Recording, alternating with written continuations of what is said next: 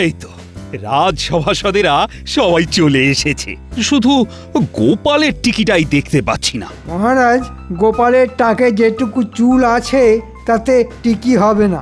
আরে সে তো কথার কথা, কিন্তু আজকে একটা বিশেষ ঘোষণা করব বলেছিলাম। আজকেও যে আবার কিসের দেরি। ওহ, আর বলবেন না মহারাজ, কি গরম কি গরম। ঘরের ভিতরে গিন্নির জ্বালায় জীবনটা পুড়ছে, আর বাইরে সূর্যের রোদে শরীরটা পুড়ে যাচ্ছে মহারাজ। বেশ বলেছ গোপাল। বুঝলেন মহারাজ, এককালে আমার কাঁচা হলুদের মতো গায়ের রং ছিল, এখন পুড়ে পুড়ে মনে হচ্ছে কদিন পরে গায়ের রং কাঠকয়লার মতো হয়ে যাবে। ওই এসে থেকে শুরু হয়ে গেল বকচলি। মহারাজ, আপনি কি ঘোষণা করবেন বলেছিলেন সেটা চটপট করে ফেলুন। হ্যাঁ, শোনো সবাই, রাজ্যে তো প্রচন্ড গরম পড়েছে, তোমরা বুঝতেই পারছো। শুধু বুঝছি না মহারাজ, গরমের ঠেলা হাড়ে হাড়ে টের পাচ্ছি। সেই জন্য তোমাদের সবার আমি 1 মাসের ছুটি ঘোষণা করছি। আগামীকাল থেকে 30 দিন রাজসভা ছুটি। আগামীকাল থেকে 1 মাস রাজসভা থাকবে বন্ধ। ঘরেতে বসেই কবিতা লিখব, বানাবো নতুন ছন্দ। বেশ বেশ, শোনো আরেকটা কথা, আমি আর তোমাদের রানীমা উত্তরের পাহাড়ি অঞ্চলে এই কটা দিন ঘুরতে চাও। বাবা, গরমকালে শীতের আমেজ, যান মহারাজ, ঘুরে আসুন। হ্যাঁ, আর সেই জন্যে আমার অবর্তমানে সমস্ত দায়িত্ব সামলাবে মন্ত্রী। হ্যাঁ, আমি আমি মহারাজ, আমি? হ্যাঁ, মন্ত্রী তুমি। কেন, তোমার কোনো আপত্তি আছে নাকি? না না মহারাজ, এ কি বলছেন? রাজকাজে আপত্তি? হ্যাঁ, আমি কখনো করতেই পারি না। আপনি আমাকে দায়িত্ব সঁপে দিচ্ছেন, এ তো আমার পরম সৌভাগ্য মহারাজ। তাহলে ওই কথাই রইল, কাল থেকে তোমাদের ছুটি।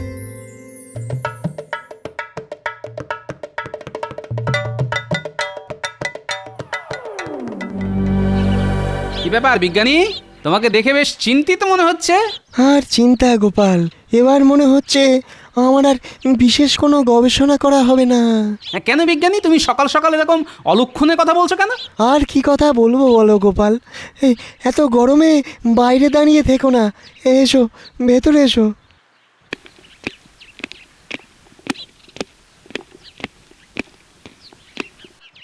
এবার বলো।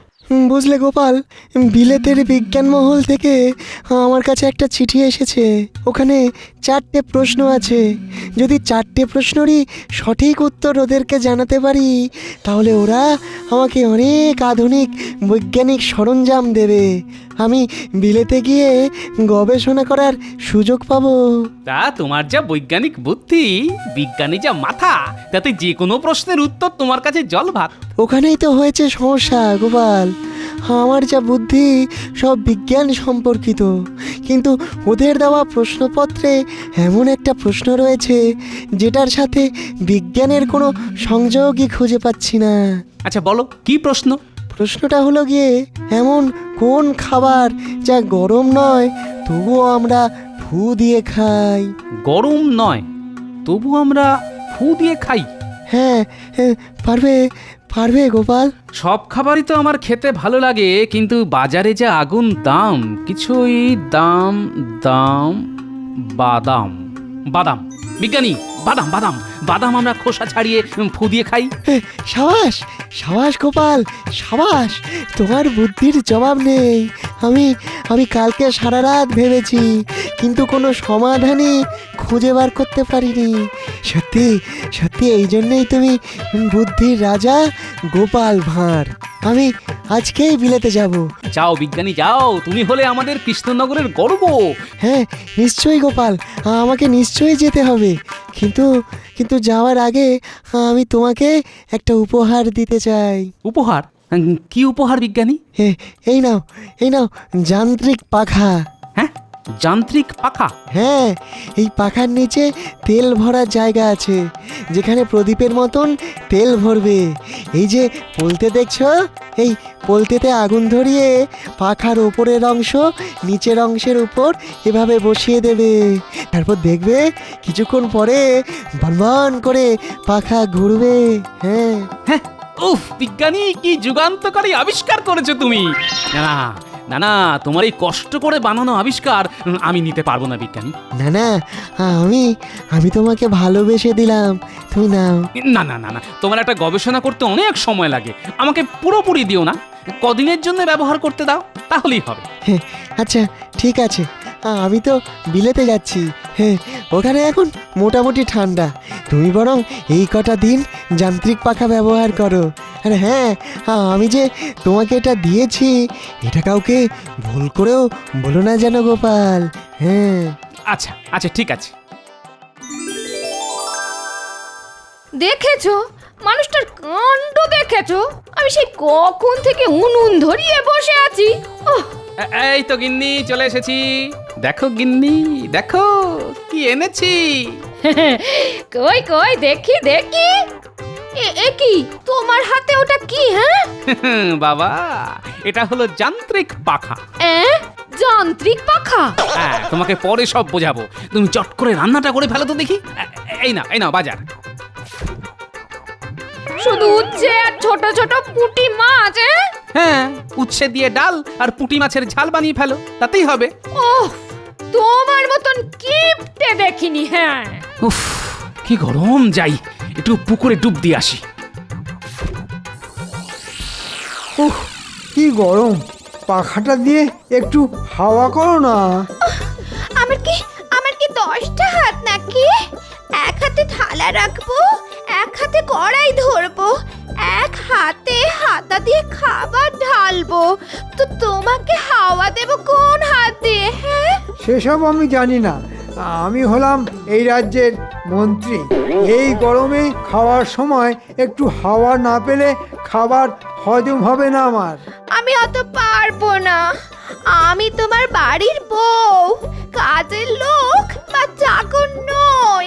ওহ, কি মরতে যে তোমায় বিয়ে করেছিলাম কে জানে, একটু শান্তি পেলাম না জীবনে। হ্যাঁ,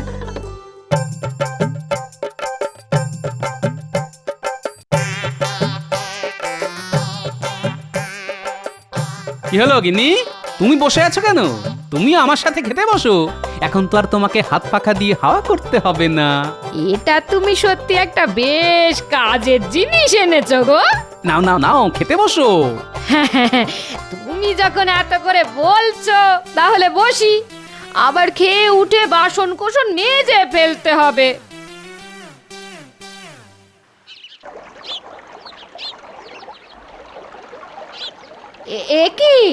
এ কি দিদি, আজকে আপনি বাসন মাজতে এসেছেন? আর কি করব বলো ভাই, কাজের মেয়েটা কয়েকদিন হলো আসছে না, তাই সবকিছু আমাকেই সামলাতে হচ্ছে। তা তো হবেই, আমার বাপু নিজের কাজ নিজেই করতে ভালো লাগে। দুজনের সংসার, বেশি খাটাখাটনি নেই। সে তুমি ঠিকই বলেছো ভাই, কিন্তু যা গরম পড়েছে, ঘরে কোনো কাজ করতে ইচ্ছে করে না, তো বাইরের কাজ। আমাদের বাপু এই গরমে কোনো চিন্তা নেই, কথা ঘরে যান্ত্রিক পাখা নিয়ে এসেছে। এখন হাত না নেড়েই হাওয়া খাবো আর আরামে ঘুমোবো। যান্ত্রিক পাখা? সে কি, কোথায় পেলো? সেসব আমাকে কিছু বলেনি। এখন কোনো খাটুনি ছাড়াই শুধু ঠান্ডা হাওয়া। আহা, প্রাণটা জুড়িয়ে যায়। আহা,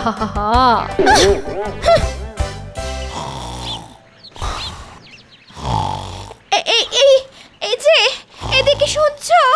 কি গো, ওরকম দিনে দুপুরে পড়ে পড়ে ঘুমোলে চলবে না।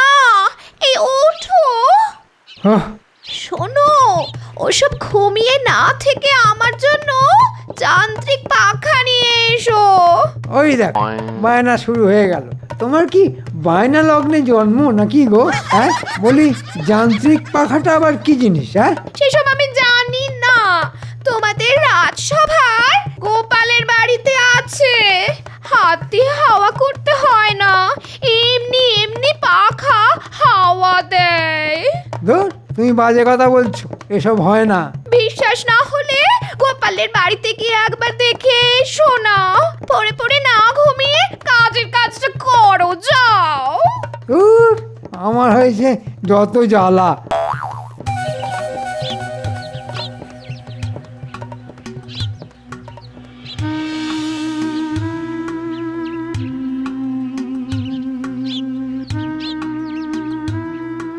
এটা নির্ঘাত ঘুমোচ্ছে। কি গোপাল, গোপাল ঘুমোচ্ছ নাকি? কি গো গোপাল, কি হলো, ঘুমোচ্ছ? এ কি মন্ত্রী মশাই আপনি? আসুন আসুন, ভেতরে আসুন, আসুন আসুন। কি গো মন্ত্রী মশাই এসেছেন, ওঠো না। এই ও মন্ত্রী মশাই, বলুন বলুন।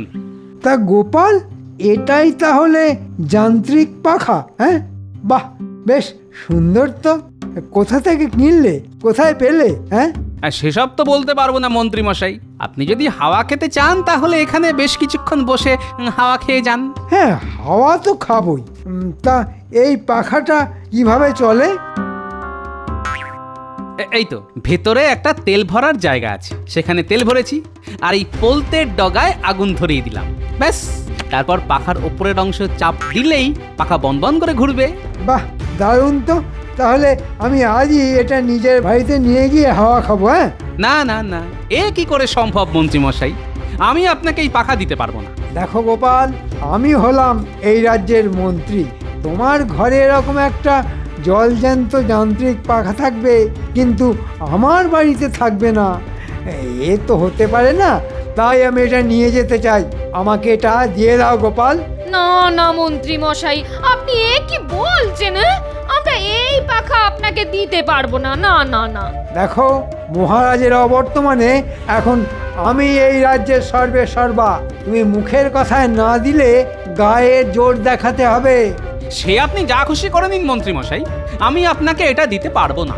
ঠিক আছে, কাজটা তুমি মোটেই ভালো করলে না। আমি তোমাকে দেখে নেব। আচ্ছা মন্ত্রী মশাই কি করে এই পাখার কথা জানলো? আমি তো কাউকে জানাইনি। আসলে মানে আমি মন্ত্রী গিন্নিকে আজকে দুপুরে পুকুর পাড়ে গল্প করতে করতে এই পাখার কথা বলেছিলাম। হ্যাঁ, ব্যাস, ওতেই সারে সর্বনাশ করে রেখেছো। এই মন্ত্রী মশাই একবার যখন এই পাখার পিছনে পড়েছেন তখন ছাড়বেন ভেবেছো? ওগো আমাদের কি হবে গো? এই গরমে আবার সেই হাত পাখা দিয়ে হাওয়া খেতে হবে গো।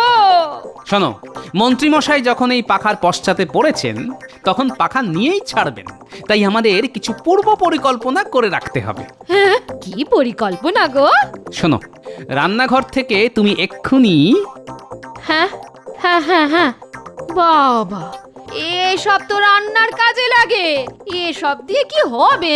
তোমাকে যেটা জোগাড় করে রাখতে বললাম সেটা ঝটপট জোগাড় করে রাখো, ব্যাস। আমাদেরকে খুব সতর্ক থাকতে হবে, যখন তখন অতর্কিত আক্রমণ হতে পারে। আচ্ছা আচ্ছা, ঠিক আছে ঠিক আছে। দূর দূর, কি কুক্ষণে যে মন্ত্রী গিন্নিকে পাখাটার কথা বলতে গেলাম কে জানে। দূর।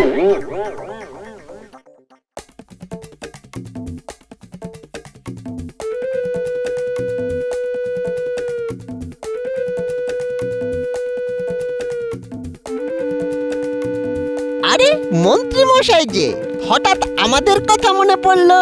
তোরা দুজন তো আমার লক্ষ্মী সোনা রে। শোন, একটা কাজ করতে হবে। কি কাজ মন্ত্রী মশাই? শোন, তুই আর বটা দুজনে রাতের বেলা গোপালের বাড়িতে যাবি, আর গোপালের বাড়িতে দেখবি একটা যান্ত্রিক পাখা আছে। চট করে তুলবি আর ঝট করে নিয়ে চলে আসবি। হ্যাঁ, যান্ত্রিক পাখা? হ্যাঁ, যান্ত্রিক পাখা। সে এক বিস্ময়কর জিনিস রে, এমনি এমনি ঘুরতে থাকে। ঠিক আছে মন্ত্রী মশাই, আজ রাতের মধ্যেই কাজ হয়ে যাবে। আপনি শুধু আমাদের বকশিসের ব্যাপারটা একটু দেখবেন, আমরাও আপনাকে দেখব। সেসব নিয়ে আর চিন্তা ভাবনা করিস না, ঠিক সময় পেয়ে যাবি। যা, যত তাড়াতাড়ি সম্ভব কাজে লেগে পড়, আর সুরক্ষা ব্যবস্থা সাথে করে নিয়ে যাবি। গোপাল যা চালাক। ঠিক আছে মন্ত্রী মশাই, সুরক্ষা নিয়ে কোনো চিন্তা করতে হবে না।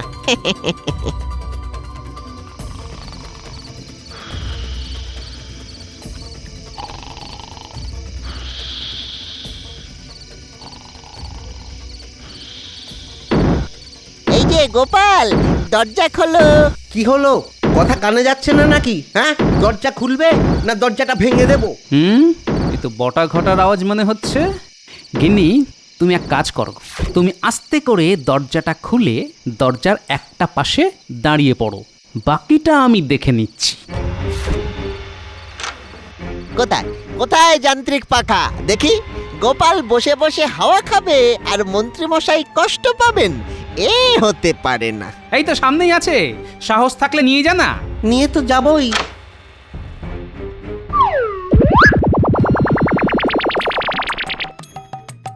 ওরে বাবারে, এই জ্বলে গেল রে, সারা চোখ মুখ জ্বলে গেল। জল জল জল জল, উড়ি বাবারে বাবারে বাবা। পাকা চুরি করতে এসে একই ঝামেলায় পড়লাম রে বাবা। শোন, তোরা মানে মানে না পালালে এক্ষুনি আড়ং ধলাই দেবো, আর তোরা কিছু করতেই পারবি না। কি কুক্ষণেই যে গোপালের বাড়িতে পাখা চুরি করতে গিয়েছিলাম কে জানে। না না, আর কোনোদিন মন্ত্রীমশাইয়ের প্ররোচনায় পা দিলে চলবে না। ঠিক বলেছিস বটা, এক পয়সা বকশিস পেলাম না, উপরন্তু শাস্তি পেয়ে চলে এলাম। দূর দূর, বটা ঘটা একটা ছোট্ট কাজ করতে পারলো না। এবার দেখছি অন্য রাস্তায় দেখতে হবে। হ্যাঁ হ্যাঁ, তুমি রাস্তায় দেখো আর আমি গরমে পুড়ে পুড়ে মরি। আমি তো চেষ্টা করছি বলো, কিন্তু গোপাল এত চালাক, এটা লঙ্কার না কিসের গুঁড়ো পাখার হাওয়ায় উড়িয়ে আমার সৈন্যদের ভাগিয়ে দিল। শোনো, কাঁটা দিয়েই কাঁটা তুলতে হবে। তাই গোপাল যেহেতু বুদ্ধি খাটিয়ে ওই যান্ত্রিক পাখা আগলে রেখেছে, তেমনি তোমাকেও বুদ্ধি খাটিয়ে ওই পাখা সরিয়ে আনতে হবে। হ্যাঁ, ঠিক বলেছো। আর এই শুটকো বটা ঘটাকে দিয়ে কিছু হবে না, দুজন পালোয়ানকে পাঠাতে হবে। হ্যাঁ হ্যাঁ, যা করার তাড়াতাড়ি করো, আমি আর এই গরম সহ্য করতে পারছি না। ঠিক আছে ঠিক আছে, দেখছি দেখছি।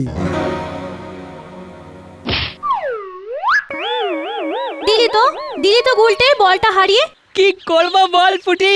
যা তুই খুঁজে নিয়ে আয়, এমনিতেও সন্ধে হতে চললো, আমরা বাড়ি চললাম। তাহলে যেটা বললাম করতে পারবি তো? হ্যাঁ মন্ত্রী মশাই, কোনো চিন্তা করবেন না। আমরা ঠিক রাতের বেলায় ওই গোপালের বাড়ি যাব আর গোপালের বাড়ি থেকে যান্ত্রিক পাখাটা নিয়ে আসবো। আর হ্যাঁ, মুখে চোখে ঢাকা দিয়ে যাবি, চোখে পারলে একটা চশমা পরে যাবি, নইলে আবার বিপদ হতে পারে। আচ্ছা মন্ত্রী মশাই। এ কি বলছিস রে গুলটে? হ্যাঁ গো দাদু, শুনে এলাম তুমি সাবধানে থাকো। আর ওই যান্ত্রিক পাখা নাকি, ওটা কিন্তু খুব সাবধানে রেখো। ঠিক আছে, শোন, তোকেও একটা কাজ করতে হবে। কি কাজ দাদু? তোকে তককে তককে থাকতে হবে আর মন্ত্রীর বাড়ির কাছে লুকিয়ে থাকবি। আর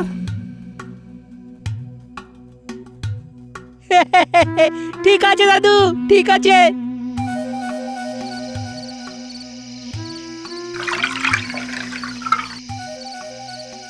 কি গো, এ তুমি কি করছো?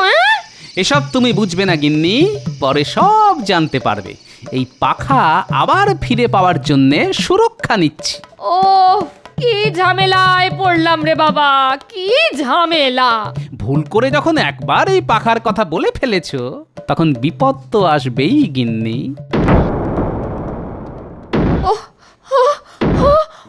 ওরে বাবা রে, ডাকাত, ওরে বাবা রে, ওরে বাবা রে, ওরে বাবা রে, ওরে বাবা রে। কোথায় কোথায় যান্ত্রিক পাখা? কোথায়? ওই তো দেখ, সামনে একটা যন্ত্র দেখা যাচ্ছে, ওটাই নিশ্চয়ই যান্ত্রিক পাখা। চল তাহলে এটাই তুলে নি। এই দেখো, এটা একদম হাত দেবে না। চুপ করো গোপাল, এখন তোমার দিন শেষ। মন্ত্রী মশাই আমাদের আদেশ করেছেন আর আমরা আদেশ পালন করছি, বুঝেছ?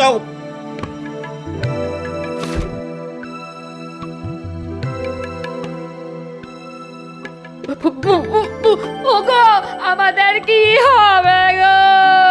চিন্তা করো না গিন্নি, কালকের মধ্যেই ওই পাখা ফেরত দিতে বাধ্য হবেন মন্ত্রী মশাই। সব ব্যবস্থা হয়ে গেছে। যা করে তাড়াতাড়ি করো, তাড়াতাড়ি তাড়াতাড়ি করো, একটু একটু ঠান্ডা হাওয়া খাই, তাড়াতাড়ি করো। এই তো হয়ে গেছে।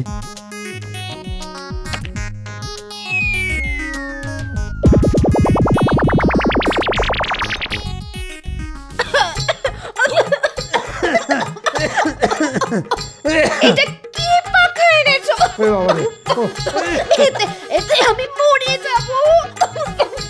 ফেলে দিয়ে এসো এইসব, কি পাখা এনেছো? এ বাবা, ও চোখ চোখ মুখে কিছু দেখতে পাচ্ছি না কেন? ও এক্ষুনি ফেলে দিয়ে এসো এই জিনিস, চাই না আমার ঠান্ডা হাওয়া। এসব এসব মানুষ ব্যবহার করে নাকি? আমার মনে হচ্ছে সব সব গোপালের কারসাজি। হ্যাঁ,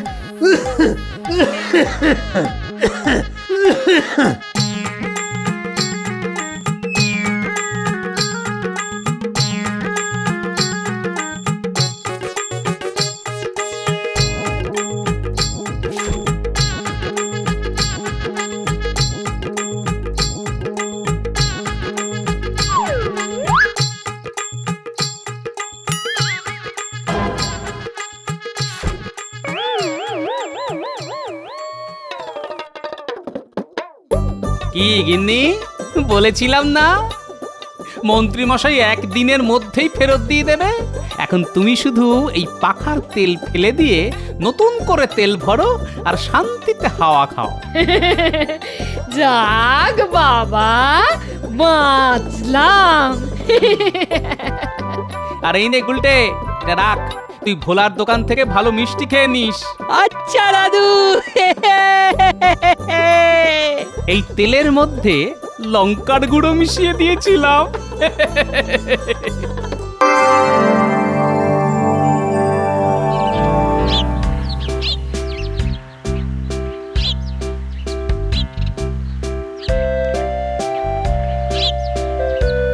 রানীমা, আপনার শরবত। হ্যাঁ হ্যাঁ, ওখানেই রাখ। কি রে, এখনো দাঁড়িয়ে আছিস যে, কিছু বলবি? আসলে মানে আমার না কয়েকদিনের ছুটি চাই। ছুটি নিবি? নিশ্চয়ই নিবি। তা কি জন্যে ছুটি চাই শুনি? ওই আমার কর্তা অনেকদিন পর বলেছে আমায় নিয়ে ঘুরতে যাবে, তাই ওই সপ্তাহখানেকের ছুটি নেব আর কি। বাহ বাহ, তোর কর্তা কি ভালো, তোকে ঘুরতে নিয়ে যায়। কিন্তু তোদের মহারাজকে দেখ, রাজবাড়ি ছেড়ে নড়তেই চায় না, যেন বুড়ো বট গাছের মতো রাজবাড়ির মধ্যে মহারাজেরও শিকড় গজিয়ে গেছে। আপনি একটু মহারাজকে অনুনয় বিনয় করে বলুন না, দেখবেন মহারাজ ঠিক বলে যাবে। দেখি, এবার বলবো, নিশ্চয়ই বলবো। আর না নিয়ে গেলে একেবারে চেপে ধরবো।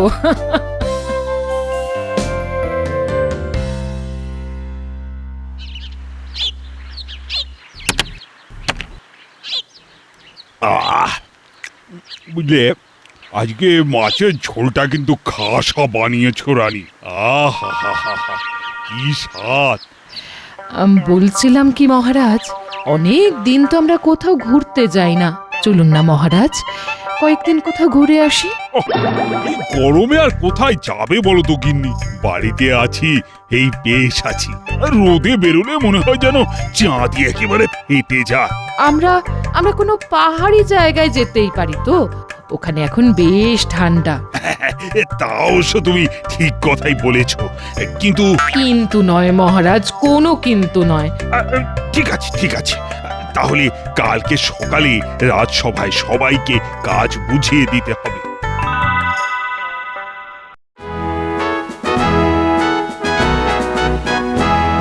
শোনো, আজ তোমাদেরকে একটা বিশেষ ঘোষণা করতে চলেছি। কি ঘোষণা মহারাজ?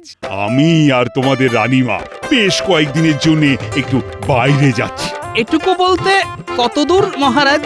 অনেক দূর, আমাদের দেশের উত্তরের পার্বত্য অঞ্চলে। বাহ, এ তো অতি সুসংবাদ। হ্যাঁ তা ঠিকই, কারণ ওখানকার প্রকৃতি বেশ সুন্দর এবং এই তপ্ত গরমে বেশ মনোরমও বটে। কিন্তু মহারাজ, আপনি চলে গেলে রাজসভাকে সামলাবে। হ্যাঁ, সেটাই হলো আসল কথা। আমি মোটামুটি ওই 3-15 থাকবো না। এই সব রাজপাট তো আর বন্ধ হয়ে যেতে পারে না, তাই আমার সব দায় দায়িত্ব সামলাবে মন্ত্রী। হ্যাঁ, আমি কি আনন্দ! এই মরেছে। ও মহারাজ, মন্ত্রী মশাইকে এই কদিনের জন্য আপনার জায়গায় দায়িত্ব দিলে তো রাজ্যটা পুরো রসাতলে যাবে। তুমি চুপ করো গোপাল, রাজকার্যের তুমি কি বোঝো হে? একটা পেট মোটা ভাঁড় আবার মহারাজকে জ্ঞান দিচ্ছে। হ্যাঁ, তোমরা তোমাদের ঝগড়াটা একটু বন্ধ করো। আর শোনো, আমি না আসা অব্দি ধরে নেবে মন্ত্রী তোমাদের রাজা। আর যেহেতু আমার পরেই মন্ত্রীর স্থান, তাই আমি মন্ত্রীকেই এই দায়িত্ব দিয়েছি। কিন্তু মহারাজ, এর আগেও তো অনেকবার মন্ত্রীমশাইকে দায়িত্ব দিয়েছেন, কিন্তু উনি প্রত্যেকবারই আপনাকে কোনো না কোনোভাবে বিপদে ফেলেছেন। না না না না, এবারে আর সেটা করবে না, কারণ আমার মন্ত্রীর ওপর পূর্ণ আস্থা আছে। হ্যাঁ মহারাজ, আপনি কোনো চিন্তা করবেন না, আমি পুরো ব্যাপারটা একেবারে নিজের মতো সামলে নেব। আপনি যাওয়ার সময় যেরকম দেখে যাচ্ছেন, ফিরে এসেও ঠিক একই রকম দেখবেন। আচ্ছা ঠিক আছে, তাহলে ওই কথাই রইলো। কালকে থেকে তোমরা সবাই রাজসভায় কিন্তু ঠিক মতো এসো, আর নিজেদের কাজ ঠিকভাবে করো। মহারাজ, আমার একটা কথা ছিল। কি কথা? দেখুন মহারাজ, একটা রাজ্য বা রাজসভা যাই চালায় না কেন, তার জন্যে রাজার আদেশ তার প্রজাদের এবং রাজসভাসদদের শোনা উচিত।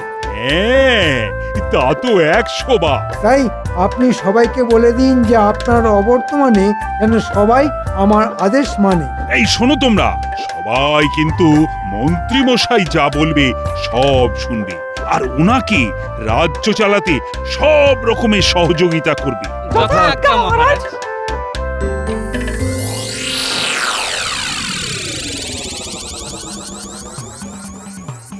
দূর দূর দূর, মহারাজ এরকম একটা বিচার বিবেচনাহীন সিদ্ধান্ত কিভাবে নিলেন কে জানে। এবার আমাদের রাজসভার সবাইকে জ্বলে পুড়ে মরতে হবে। কি গো, এই কাঠ ফাটা গরমে কি এত চেঁচামেচি করছো বলো তো? আর না চেঁচিয়ে কি করবো বলো? এখন আগামী 15 দিনের জন্য মন্ত্রী মশাইয়ের হাতে রাজ্য চালানোর দায়িত্ব। আর মানে তো কলমে মন্ত্রী মশাই এ রাজ্যের আগামী 15 দিনের রাজা। হ্যাঁ, তাই আর কি, আমাদের সাজা। রক্ষে করো ঠাকুর, রক্ষে করো। কে জানে তোমার সাথে আবার উনি কিরকম ব্যবহার করবে। ওহ, সেটাই তো আমি বুঝতে পারছি না। দাও এখন খেতে দাও দেখি, তারপর কালকে কি হবে দেখা যাবে।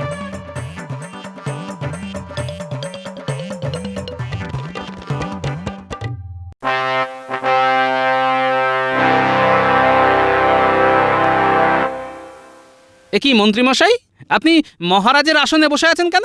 একদম বেশি কথা বলো না গোপাল, এটা মনে রাখবে আগামী 15 দিনের জন্য আমি এই রাজ্যের রাজা। কিন্তু কোনো কিন্তু নয়, আজ থেকে আমি যাকে যা বলবো তাকে তাই করতে হবে। সবাই আমার কথা শুনে চলবে। তোমাদের এক্ষুনি কাজ বলে দিচ্ছি। আমরা তো আমাদের কাজ জানি, আবার নতুন করে আপনার কথা শুনে কি কাজ করব মন্ত্রী মশাই? মন্ত্রী মশাই নয়, এই কদিন তোমরা সবাই আমাকে মহারাজ বলে ডাকবে। ঠিক আছে মন্ত্রী মশাই। মহারাজ, শোনো রাজপণ্ডিত, কাল থেকে তুমি আর পাঠশালাতে যাবে না। বাচ্চাদের বেশি পড়াশোনা করার দরকার নেই। কিন্তু বাচ্চারা পড়াশোনা না করলে তাদের ভবিষ্যৎ অন্ধকার হয়ে যাবে। সে তখন তাহলে তাদের একটা লণ্ঠন কিনে দেওয়া যাবে। এই কদিন যে কথা আমি বলবো তুমি তাই করতে। আচ্ছা বলুন, তাহলে আমি এখন কি করব?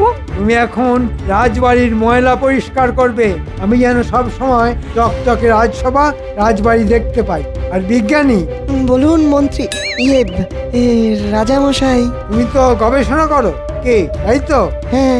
আজ থেকে তুমি গব এসোনা না করে তুমি গব সেবা করবে। রাজবাড়ির গোশালাতে সব গরুদের দেখভালের দায়িত্ব তোমার। হ্যাঁ, আমার দায়িত্ব? হ্যাঁ সেনাপতি, তুমি বাগান সাফাই করবে। রাজবৈদ্য, তুমি কুয়ো থেকে স্নানের জল তুলবে আর নদী থেকে বাসন মাজার জল নিয়ে আসবে। রাজজ্যোতিষী, তুমি অনেক জ্যোতিষবিদ্যা ফলিয়েছ। কালকে থেকে শুধু বাসন মাজবে। সভাকবি, তুমি রান্না করবে।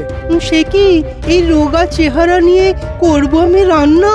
সব তো ঘেঁটে ঘ হবে। পাবে আমার কন্যা। সব তোমাদের যাকে যা বললাম তোমরা তাই করবে। উফ, এই শুরু হয়ে গেল অত্যাচার। আচ্ছা, সবার তো কাজ বুঝিয়ে দিলেন, কিন্তু আমি কি কাজ করব? তুমি হলে আমার ব্যক্তিগত সহযোগী। আমি তোমাকে যখন যা বলবো তখন তাই করতে হবে। এটা কিন্তু একদম আপনি ঠিক কাজ করছেন না। চাপ বেটা, একদম কোনো কথা নেই। বেশি বগলে সোজা গারদে ঢুকিয়ে দেব। মহারাজ বলেছেন আমি যা বলবো তোদের তাই করতে হবে। কি আপনি আমাদের সাথে তুই তো করি করছেন? প্রহরীকে ডাকবো, গারদে ভরবো। আচ্ছা আচ্ছা, ঠিক আছে ঠিক আছে। হ্যাঁ, পথে এসো চাঁদ বদন। যাও, তোমাদের সবাইকে কাজ বুঝিয়ে দিয়েছি, এবার চুপচাপ কাজ শুরু করে দাও। আমি ইচ্ছে মতো তোমাদের কাজ পরিদর্শন করব। এই গরমে ঠান্ডা পেতে পাহাড়ে গেছেন রাজা, মন্ত্রীমশাই আনন্দে আছেন, আর আমরা পাচ্ছি সাজা। চুপ, তোমরা সবাই কাজ করো। আর গোপাল, তুমি আমার সাথে এসো।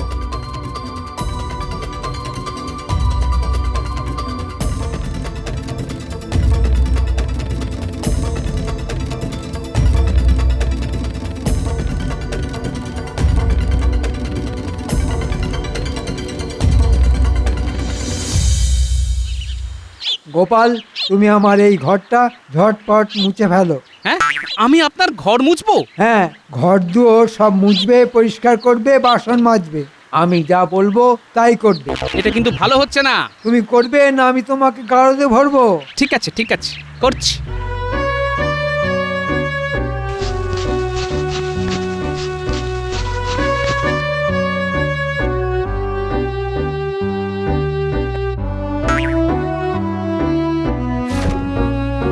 এই গোপাল, আর একবার একটু ঘরে এসো।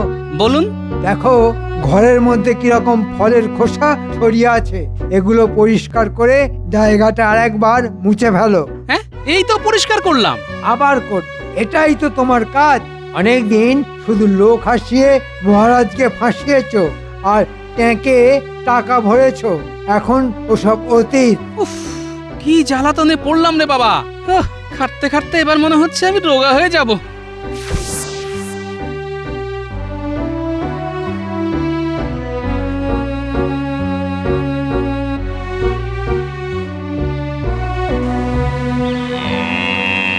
ধুর, এসব দুধ দোয়া, গোয়াল পরিষ্কার করা কি আমার কাজ?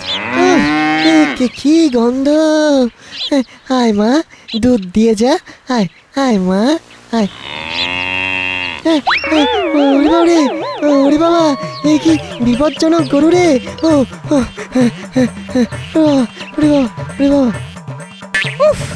কি গেঁড়া গলে পড়লাম রে বাবা। আগের পুজো পাঠ করতাম, ছাত্রছাত্রীদের পাঠশালাতে পড়াতাম, কত সম্মান ছিল। আর এখন উফ, ঝুল পরিষ্কার করে মুখ কালো করছি। হে ভগবান, তুমি কি জাতা করলে আমায় ফেললে!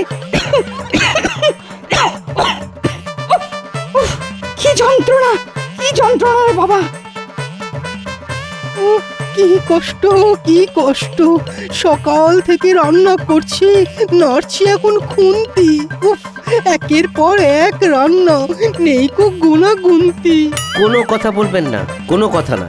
নতুন মহারাজের আদেশ, সব খাবার যেন ভালো স্বাদের হয়, কেমন? নইলে আপনাকেই খেতে দেওয়া হবে না। আমি খাবার পাবো না? ওরে বাবা!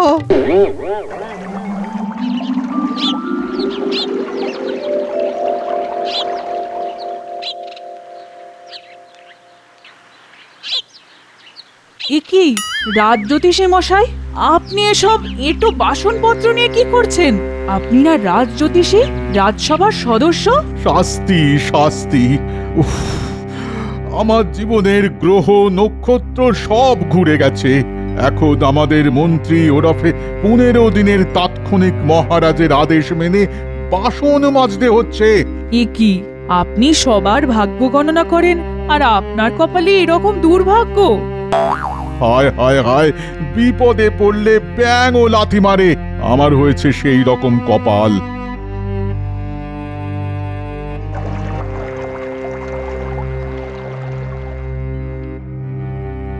সেই কখন থেকে খাবার হাতে নিয়ে বসে আছি, এখন উনি এলেন না। একটু মায়া দয়া নেই গো। বাড়িতে বউ না খেয়ে বসে আছে। ও ও গিন্নি, মরে গেলাম গো, মরে গেলাম। একটু হাওয়া করো, হাওয়া। হ্যাঁ, কি এই তো যাই। কি তোমার অবস্থা? হ্যাঁ, রাজসভা ছেড়ে মাঠে ঘাটে চাষবাস করতে গেছিলে নাকি? হ্যাঁ, আর কি করব বলো গিন্নি, সকাল থেকে মন্ত্রী মশাইয়ের আদেশ মেনে খেটেই চলেছি। আমাকে দিয়ে সব কাজ করাচ্ছে। উফ, কি জ্বালা, জীবনটা একেবারে কয়লা হয়ে গেল। কি বলছি, তুমি কিছু বলছো না কেন? হ্যাঁ, কিছু বলতে গেলেই বলছে গারদে ঢুকিয়ে দেবে। আচ্ছা, তুমি মুখ হাত ধুয়ে খেতে বসো, আমি ভাত বেড়ে দিচ্ছি।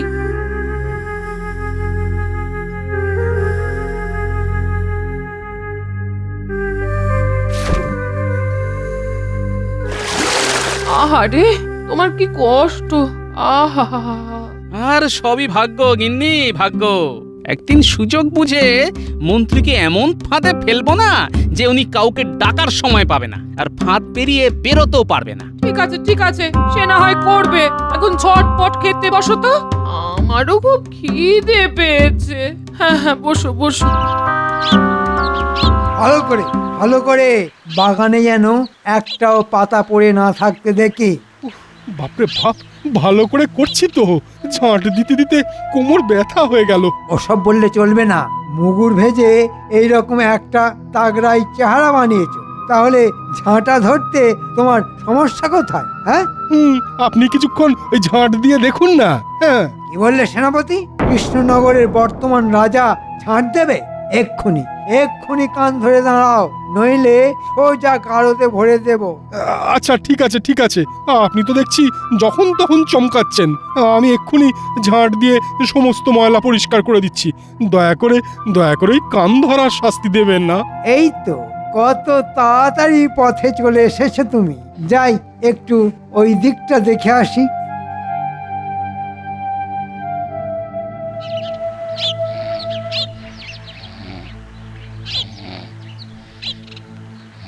একই আসবই তো, তুমি এখানে কুয়োর সামনে বসে পড়ে ঘুমোচ্ছ? আসবই তো।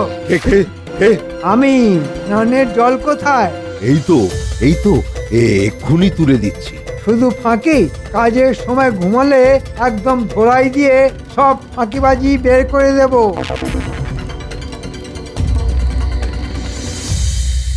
বলছি শোনো না, কতদিন চড়ুই ভাতি হয়নি, একটা চড়ুই ভাতির ব্যবস্থা করো না।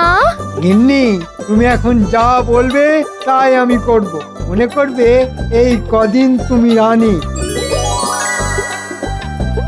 বলুন, আজকে সন্ধেবেলা কি করতে হবে? শোনো গোপাল, তুমি রান্নাঘর থেকে মুড়ি নিয়ে আম তেল দিয়ে ভালো করে মাখো, আর কুচো কুচো করে শসা কাটবে। আমি আর আমার গিন্নি মচমচ করে খাবো। আচ্ছা, ঠিক আছে। বায়নার শেষ নেই। আর গোপাল, বলুন, আর কি করতে হবে? শোনো, আমার গিন্নির স্বাদ হয়েছে একটা জমজমাট চড়ুই ভাতি করব। তাই রাজবাড়ি থেকে বেশ কিছুটা দূরে একটা ফাঁকা মাঠ আছে, তুমি ওখানে কালকে সকালে বড় বড় বেশ কিছু উনুন খুঁড়বে। কালকে মহাভোজ রান্না হবে। আমি বাইরে থেকে ভালো রাঁধুনির ব্যবস্থা করছি। আচ্ছা মন্ত্রী মশাই, যাও, চটপট মুড়িটা মেখে ফেলো। এই তো পেয়েছি, একটা সুযোগ পেয়েছি। মন্ত্রী মশাই ভুলে গেছেন যে কালকে মহারাজ আসবেন। কালকে আমাদের যন্ত্রণার শেষ হবে আর মন্ত্রী মশাইয়ের যন্ত্রণার শুরু হবে।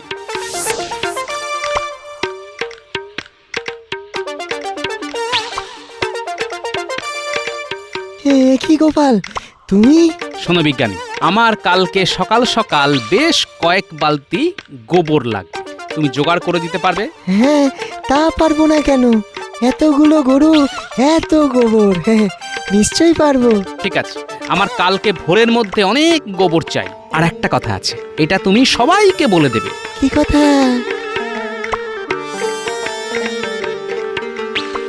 তাহলে তো জমে ক্ষীর। হ্যাঁ, এই দেখো, গরুর সঙ্গে থাকতে থাকতে দুধ ক্ষীর ছাড়া কিছু মাথায় আসছে না। এই এত অত্যাচারের শাস্তি মন্ত্রীমশাই হাতে নাতে পাবেন।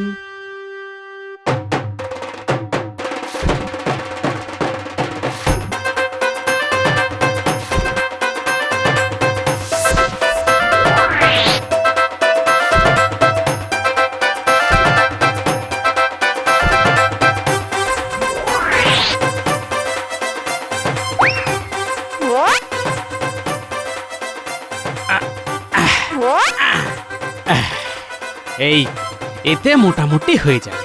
এবার এই ঘোড়াটা এখানে বসিয়ে দিই, তারপর শুরু হবে খেলা। বাবা, আমার নামও গোপাল ভাঁড়, আমার এক চালে মন্ত্রীর কাব্যে হার।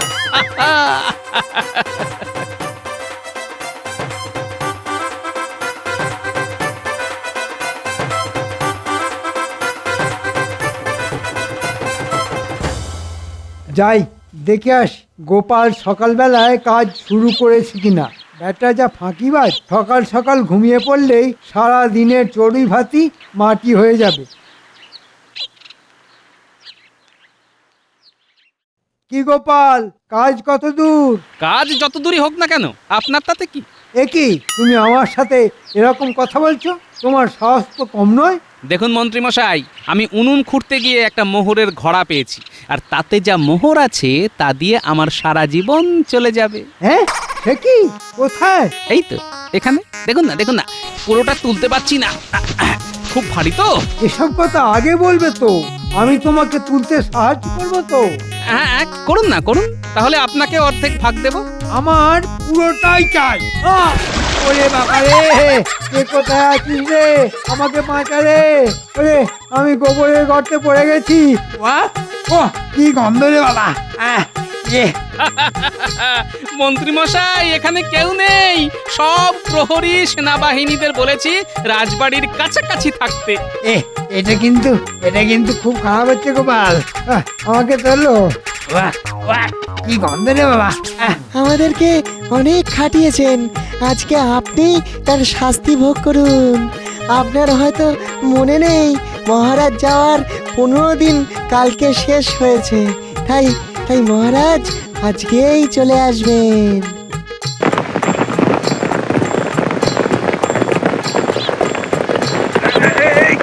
থামাও, গাড়ি থামাও। ওখানে মাঠে সব সভাসদ সকাল সকাল জমায়েত হয়ে আবার কি করছে? ওই দেখুন, বলতে বলতে মহারাজ এসে গেছেন। এখানে কি করছো তোমরা? চড়ুই ভাতি মহারাজ, মন্ত্রী মশাইকে আমরা ওনার কৃতকর্মের উপযুক্ত শাস্তি দিচ্ছি। আমাদেরকে অনেক খাটিয়েছেন। যন্ত্রণায় হাত ফুলে গেছে। আমার নিজেরই কোনো ওষুধ কাজ করছে না। কি করেছেটা কি মন্ত্রী? কি করেনি জিজ্ঞেস করুন। আমাদের ভয় দেখিয়ে চাকর বাকরের মতন খাটিয়েছে। ছি ছি ছি ছি মন্ত্রী, তুমি এত নিচে নামতে পারলে? ভুলে গেছে, ক্ষমা করে দিন। ভুলে গেছে। তুমি ওখানেই থাকো। চলো চলো, তোমরা মন্ত্রীকে তোমরা উপযুক্ত শাস্তি দিয়েছো। আগামী 3 দিন ওই গোবরের গর্তের ভেতরেই থাকবে।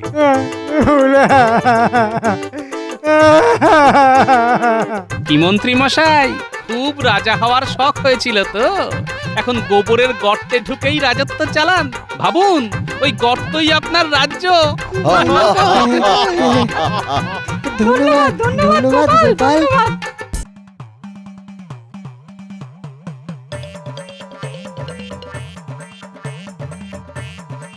বলি, খুব যে ফল কাটার ঘটা দেখছি, তা এত সব আয়োজন কার জন্যে? নিশ্চয় তোমার ওই গুরুদেবের ভোগের জন্যে।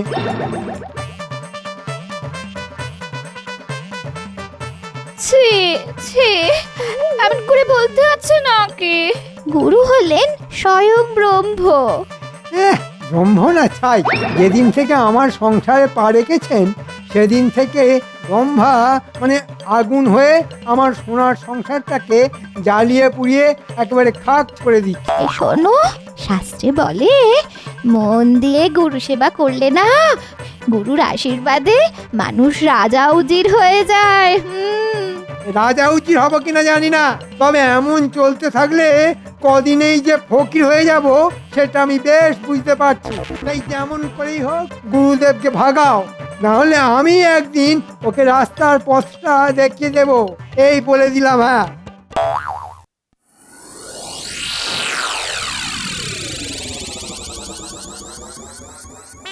কিরে বটা ঘটা, সাত সকালে এমন চুপ করে গাছতলায় বসে আছিস কেন? মনে মনে নিশ্চয়ই কোনো বদ মতলব আছিস। এমা কি যে বলো, বদ মতলব আটবো কেন? হাতে তো তেমন কোনো কাজকর্ম নেই তাই একটু বসে আছি। তোদের হাতে কাজকর্ম নেই, আবার মন্ত্রী মশাইও কদিন হলো রাজসভায় আসছেন, কেমন যেন একটা গন্ডগোলের গন্ধ পাচ্ছি। না না, গন্ডগোল হবে কেন? আসলে আসলে ওই মন্ত্রী মশাইয়ের বাড়িতে তার বউয়ের গুরুদেব এসেছে, তাই তাকে নিয়ে মন্ত্রী মশাই খুব ব্যস্ত। বেশ বেশ বেশ, গুরু সেবা মহাধর্ম। শুনেছি মন দিয়ে গুরু সেবা করলে পাজি লোক নাকি পাল্টে একেবারে ভালো মানুষ হয়ে যায়। ভালো ভালো, মন দিয়ে গুরু সেবা করতে দে মন্ত্রী মশাইকে।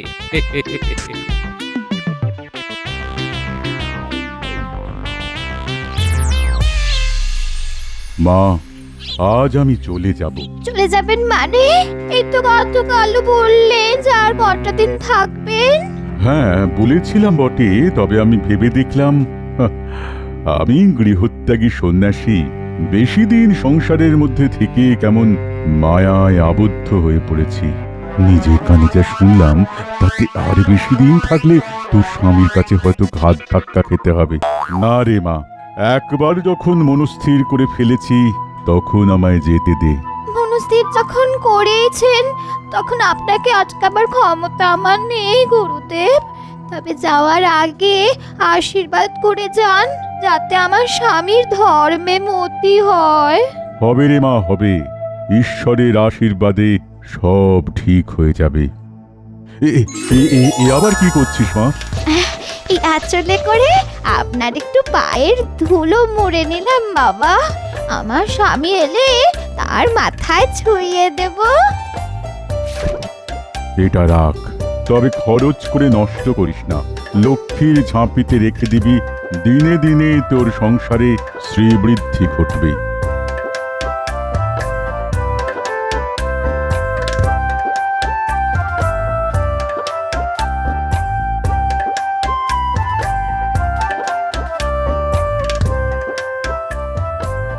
কি গো দাদু, কোথায় যাচ্ছো? ওই যে তোর বড়ি খাড়া আর খাড়া বড়ি তোর। মানে? এ মা, বুঝতে পারলি না? রাজসভায়। ঠিক ধরেছিস দাদু, রাজসভা থেকে ফিরে এসে আজ কিন্তু তোমাকে একটা গল্প শোনাতে হবে। আচ্ছা আচ্ছা, শোনাবো শোনাবো, এখন যেতে দে দেখি, না হলে আবার রাজসভায় যেতে দেরি হয়ে যাবে।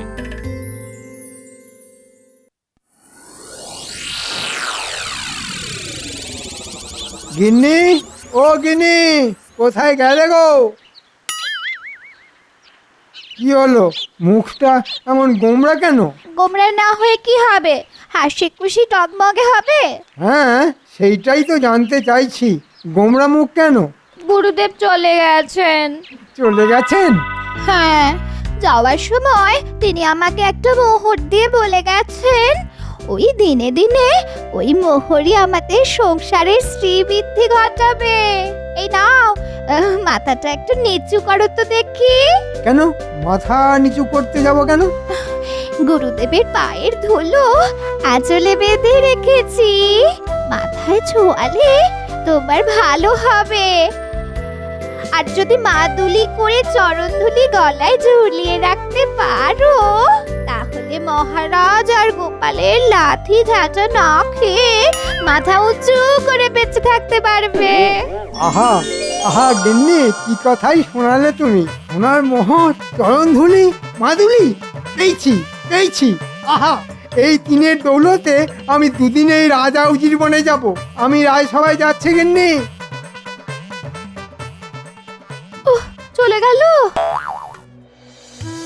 আচ্ছা কি ব্যাপার বলো তো, কদিন হলো মন্ত্রীর দেখা নেই। সে কি, আপনি জানেন না মন্ত্রী মশাইয়ের বাড়ি ওনার স্ত্রীর গুরুদেব এসেছেন, আর তাই নিয়ে তিনি ব্যতিব্যস্ত। না মহারাজ, আমার গিন্নির গুরুদেব আজই চলে গেছেন, তাই সবকিছু ফেলে একটা কথা বলার জন্যে ছুটে এলাম এই রাজপ্রাসাদে। কি কথা মন্ত্রী? মহারাজ, নিজেকে আজ বড় ছোট মনে হচ্ছে। কেন কেন কেন? এতদিন আপনাকে চিনতে পারিনি তাই। হ্যাঁ, আমাকে চিনতে পারোনি মানে? মহারাজ, আপনি যে সে মানুষ নন মহারাজ। মানে? বাবা, মন্ত্রী এত ধানাই পানাই করছে কেন? মহারাজ, গুরুদেব বলে গেছেন আপনি হলেন ঈশ্বরের অবতার। আমি ঈশ্বরের অবতার নাকি? কি যাতা বলছো তুমি? যাতা নয় মহারাজ, আর এ তো শুধু আমার মুখের কথা নয়, স্বয়ং গুরুদেবের কথা। একটু একটু পায়ের ধুলো দিন মহারাজ। বাবা, এই তো এক তুড়িতে মহারাজকে একেবারে ঈশ্বরের অবতার বানিয়ে দিল। না, ব্যাপারটা কেমন গোলমেলে লাগছে। গুরুদেব আরো বলে গেছেন, এই রাজ্যের সব মানুষ যদি সোনার মাদুলিতে আপনার মতো ঈশ্বরের অবতারের চরণধুলি ভরে গলায় পড়ে, তাহলে তাদের সকলেরই শ্রীবৃদ্ধি হবে। হ্যাঁ মহারাজ, এ আমার কথা নয়, গুরুদেবের মুখ নিঃসৃত বুলি, মানে উপদেশ। কিন্তু এই রাজ্যের অনেক মানুষেরই তো নুন আনতে পান্তা ফুরিয়ে যায়, সোনার মাদুলি তারা গড়াবে কি করে? এই কি বলছে মন্ত্রী? হ্যাঁ, রাজ্যের সব প্রজা আমাকে ঈশ্বরের অবতার জ্ঞান করে আমার চরণধুলি গলায় ধারণ করবে। বাবা, মানুষ থেকে একেবারে ঈশ্বরের অবতার! ভাবলেই মনের মধ্যে কিরকম পুলক জাগছে। কি হলো মন্ত্রী মশাই, বলুন, তারা সব সোনার মাদুলি গড়াবে কি করে? সোনা? আচ্ছা, মাদুলি গড়াবার জন্য সোনার মোহর যদি আমি দিই? এই তো আমার রাজা বাবু কেমন সুসুর করে হাঁড়ি কাঠের দিকে গলা বাড়িয়ে দিচ্ছে। আপনি দেবেন মহারাজ? আহা, এই না হলে ঈশ্বরের অবতার! ঈশ্বরের মতো মনের মধ্যে কত দয়া! মন্ত্রী, আমার সঙ্গে এসো।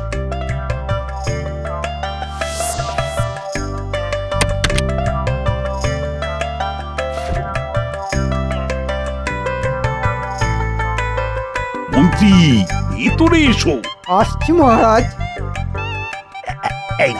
এই নাও মোহরের থলি, 50টা মতো আছে। এই মোহর ভাঙিয়ে শ্যাকরাকে দিয়ে অনেক সোনার মাদুলি বানাবে, আর মাদুলি বানানো হয়ে গেলে তাতে আমার পদধূলি ভরে প্রত্যেক প্রজাকে দিয়ে দেবে। 50টায় কি আর হবে রাজা বাবু, আমার যে আরো অনেক সোনার মোহর চাই। ঠিক আছে মহারাজ, তাই হবে। তবে 50টা মোহরে তো সকলের মাদুলি হবে না। ও, তাহলে কটা লাগবে? সেটা ঠিক বলতে পারছি না, তবে মনে হয় একটা মোহরে বড় জোর 2টো মাদুলি হতে পারে। ঠিক আছে, ঠিক আছে, মোহরের কথা চিন্তা করো না তো, যত লাগবে তত দেব। সে তো দেবেই রাজা বাবু, ঈশ্বরের অবতার সাজার যা নেশা তোমার মধ্যে ঢুকিয়ে দিয়েছি।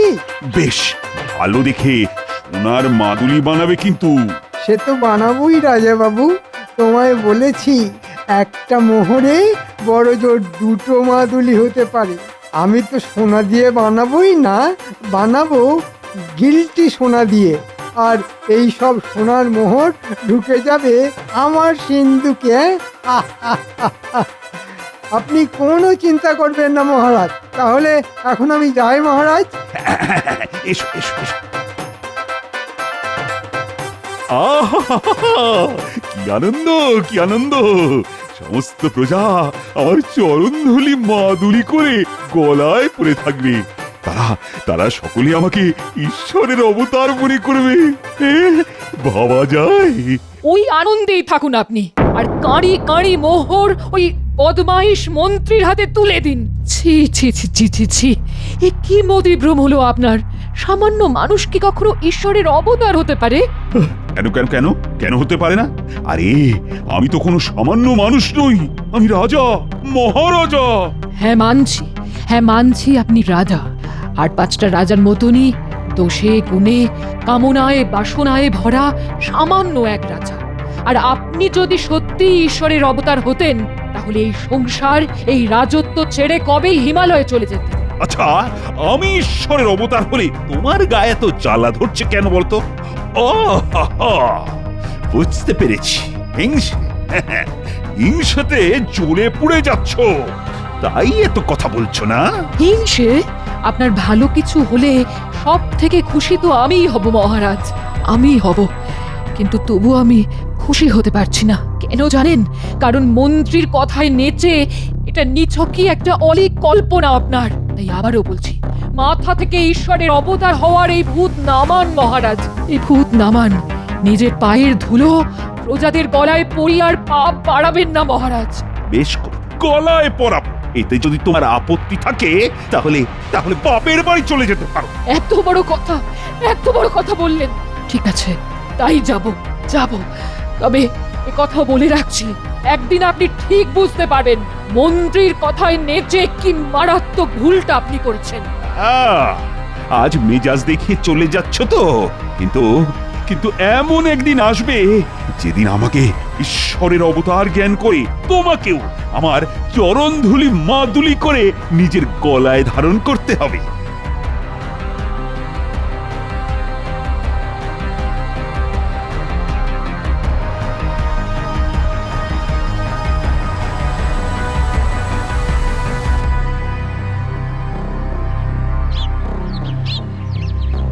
হ্যাঁ রে গুলটে, এখানে নিয়ে এলি কেন? মন্ত্রীমশাইয়ের বাগানে না অনেক ফুল ফুটেছে, চল কিছু ফুল তুলে নিয়ে যাই। সর্বনাশ, মন্ত্রীমশাই আসছে, এখন কি করব? সামনে দিয়ে যেতে হলে তো হাজার প্রশ্ন করবে। তাহলে চল মন্ত্রীমশাইয়ের বাড়ির পেছনে গিয়ে লুকোই।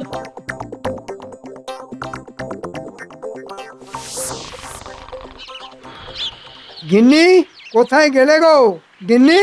সবে দু চোখের পাতা একটু এক করেছিলাম, অমনি গিন্নি গিন্নি করে দিলে তো আমার কাঁচা ঘুমটা ভাঙিয়ে।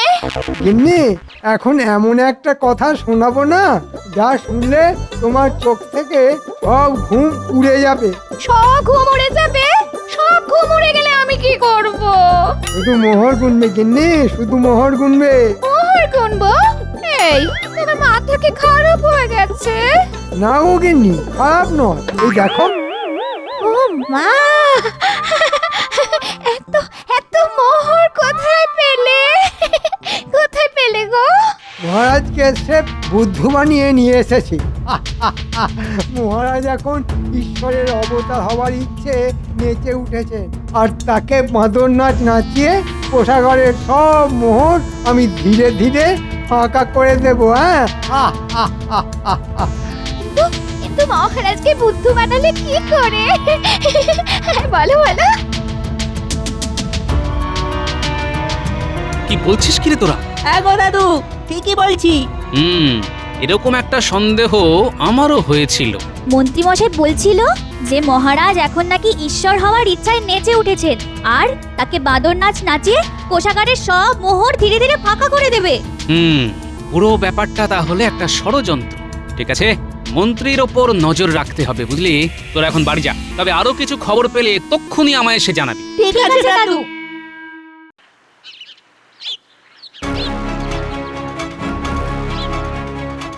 আরে মন্ত্রীমশাই, আপনি? কি সৌভাগ্য আমার! বলুন বলুন, কি প্রয়োজন? শোনো, দুদিনের মধ্যে তোমাকে নিদেন পক্ষে বড় দেখে 100টার উপর মাদুলি তৈরি করে দিতে হবে। দুদিনের মধ্যে 100টার উপর মাদুলি? হ্যাঁ, 100টার উপর মাদুলি। আর শুধু মাদুলি করে দিলেই চলবে না, প্রত্যেকটা মাদুলি হবে সোনার জল করা। এমন নিখুঁতভাবে সোনার জল করতে হবে যাতে খালি চোখে দেখলে মাদুলিগুলোকে আসল সোনার বলেই মনে হয়। খুবই কঠিন কাজ। তাই তো তোমার কাছে আসা। আচ্ছা আচ্ছা, চেষ্টা করব। না, চেষ্টা করব বললে হবে না, করে তোমায় দিতেই হবে। আর এই নাও, তোমার কাজের পারিশ্রমিক হিসেবে একটা সোনার মোহর রাখো। আমি চললাম। ও বাবা, ভেবেছিলাম ষড়যন্ত্র, কিন্তু এখন বুঝতে পারছি গভীর ষড়যন্ত্র। ঠিক আছে ষড়যন্ত্রী মশাই, ঠিক সময় মতো হাটে তোমার হাড়ি আমি ভাঙবই। তাহলে ব্যাপারটা এই দাঁড়াচ্ছে যে মহারাজকে ঈশ্বরের অবতার বানাবার ভড়ং করে মহারাজের সিন্দুক থেকে সব মোহর হাতিয়ে নেবার মতলব। আমি থাকতে যে সেটাই আর হচ্ছে না মন্ত্রী মশাই। কান ধরে সব মোহর তোমায় মহারাজের পায়ে ফিরিয়ে দিতে হবে। গোপাল দাদা, তোমার কাছে আসছিলাম। আমার কাছে? হ্যাঁ, রানীমা তোমায় ডেকে পাঠিয়েছেন, বললেন খুব জরুরি। তাহলে চলো, রানীমার সঙ্গে দেখা করেই আসি। চলো। কিছু একটা করো গোপাল, কিছু একটা করো, কিছু একটা করে মহারাজকে এই ঈশ্বরের অবতার সাজার পাগলামি থেকে বাঁচাও। সে তো বাঁচাবোই রানীমা, আর তার অনেকটা কাজ আমি গুছিয়েও ফেলেছি। কিরকম? সেটা না হয় সময় এলেই দেখতে পাবেন। আমি তাহলে এখন যাই রানীমা। আচ্ছা এসো, তবে আমি কিন্তু তোমার ভরসাতেই রইলাম গোপাল। কোনো চিন্তা করবেন না, মনে রাখবেন আমি থাকতে মহারাজকে কেউ ভুল পথে চালাতে পারবে না।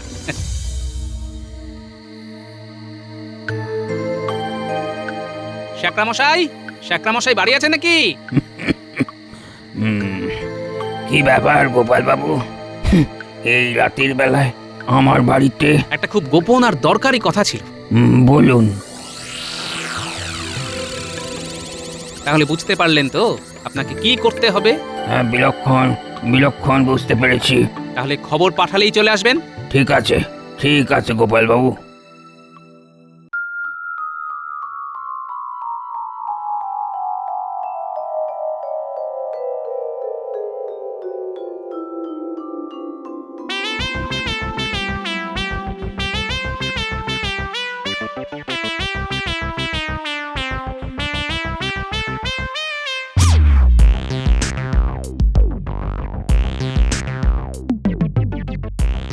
ভেতরে আসবো মহারাজ?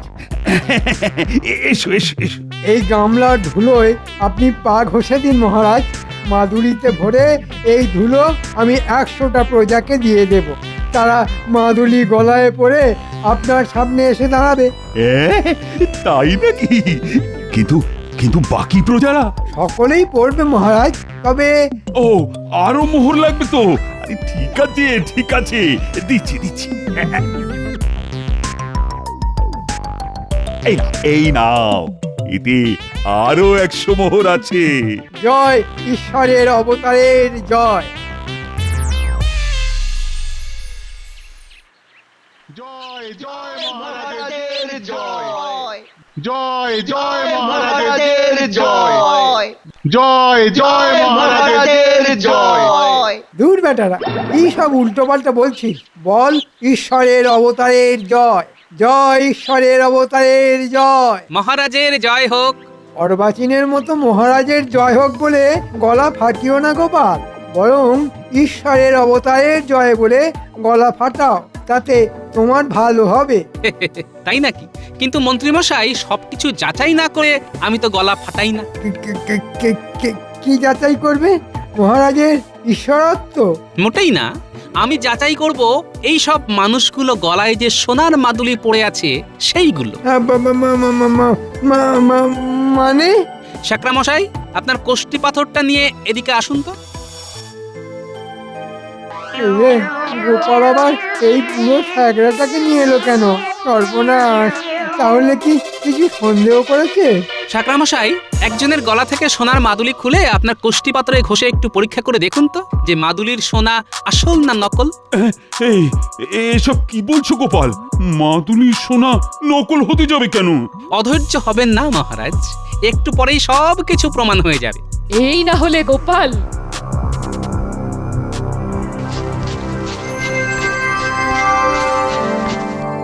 গোপাল দাদা, এই সোনা নয়, সোনার জল করা রূপোর মাদুলি। তুমি কি বলছো কি বুড়ো শেখরা? ঠিকই বলছি মহারাজ।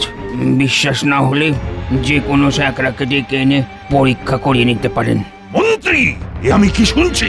মন্ত্রী মশাই আর কি বলবে মহারাজ, তার থেকে বরং আমি বলছি। আপনার মাথায় ঈশ্বরের অবতার হওয়ার ভূত চাপিয়ে কোষাগার থেকে সব মোহর হাতিয়ে নেবার মতলবে ছিলেন আমাদের মন্ত্রী মশাই। চরণ ধুলি ভরা সোনার মাদুলি ছিল একটা বাহানা। ও, বুঝতে পেরেছি। সব কিছু এখন জলের মতো পরিষ্কার হয়ে গেল আমার কাছে। ছি ছি ছি ছি ছি। কত বড় একটা পাপ করতে যাচ্ছিলাম আমি। আমি আগেই বলেছিলাম মহারাজ, 5টা রাজার মতো আপনিও একজন রাজা। তবে মনে রাখবেন, ভালো রাজা হলেও আপনি ঈশ্বরের অবতার হতে পারেন না। ঠিক ঠিক, আমার মতো রাজা কি কখনো ঈশ্বরের অবতার হয়? না হতে পারে। ছি ছি ছি ছি ছি। আমি আমার নিজের পায়ের ধুলো আমার আদরের প্রজাদের গলায় পরিয়েছি। তোমরা তোমরা সকলে ক্ষমা করো আমাকে। আর এক্ষুনি গলা থেকে ওই মাদুলি খুলে ফেলে দাও।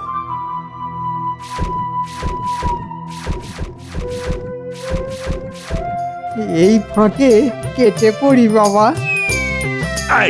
সেনাপতি, সেনাপতি, মন্ত্রী পালাচ্ছে। ধরো ধরো ওকে, ধরো। ভুল হয়ে গেছে মহারাজ, আমায় ক্ষমা করে দিন।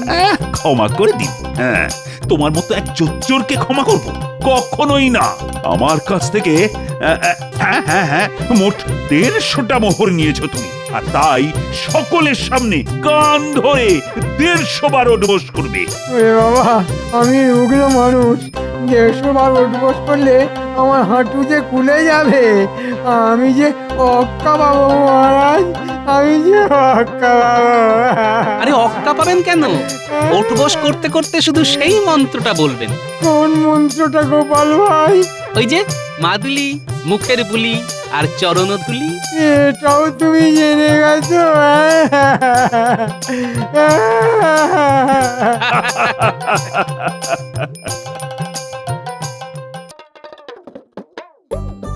বিজ্ঞানী একটি অভিনব আবিষ্কার করেছেন মহারাজ। বাহ বাহ বাহ, চমৎকার চমৎকার। সাধু সাধু। বিজ্ঞানী নিজেই নিজের উপর পরীক্ষা করে দেখেছিল, ফল মিলে যায়।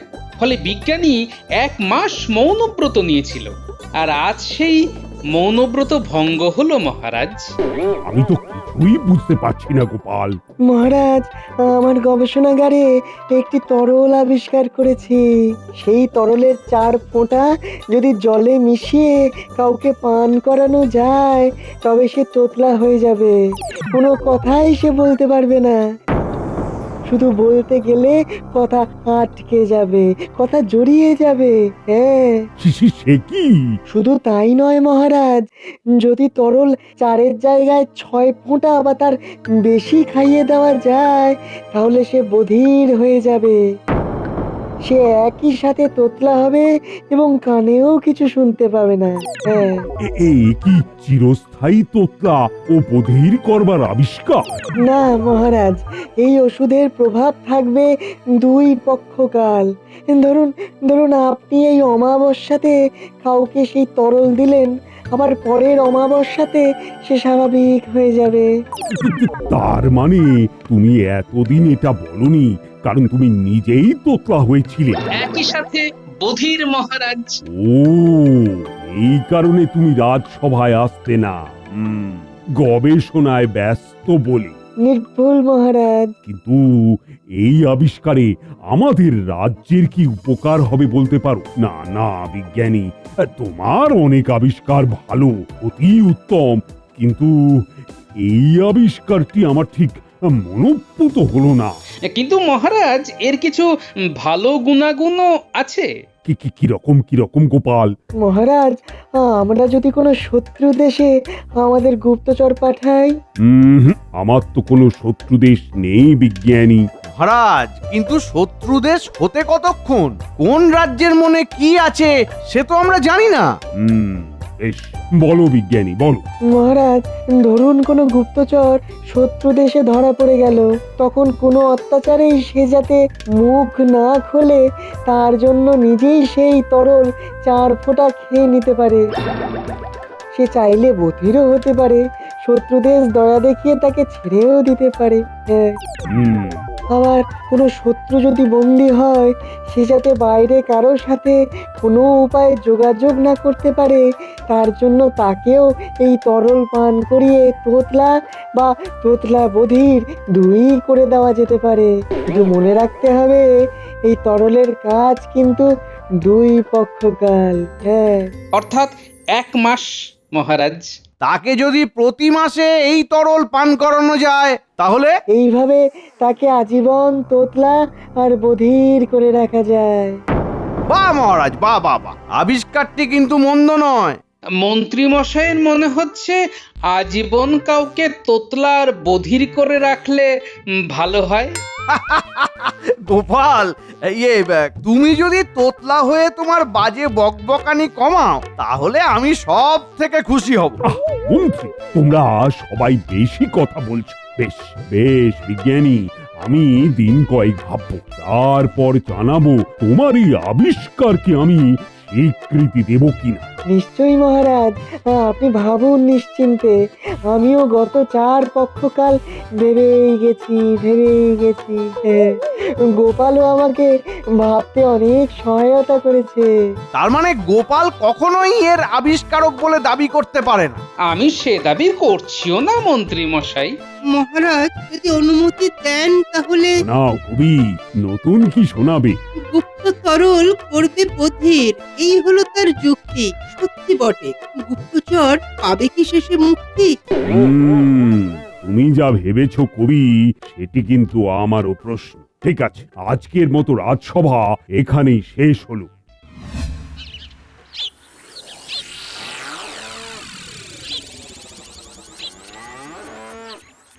বিজ্ঞানী একটা দারুণ জিনিস আবিষ্কার করেছে বুঝলে, তোতলা হবার ওষুধ। কেউ জানতো না, আমি জানতাম। আমি একমাত্র বিজ্ঞানীর সাথে যোগাযোগ রেখেছিলাম কিনা। নিজের মাথা গেছে, সেই সাথে বিজ্ঞানীরও মাথা তুমি বিগড়াচ্ছ।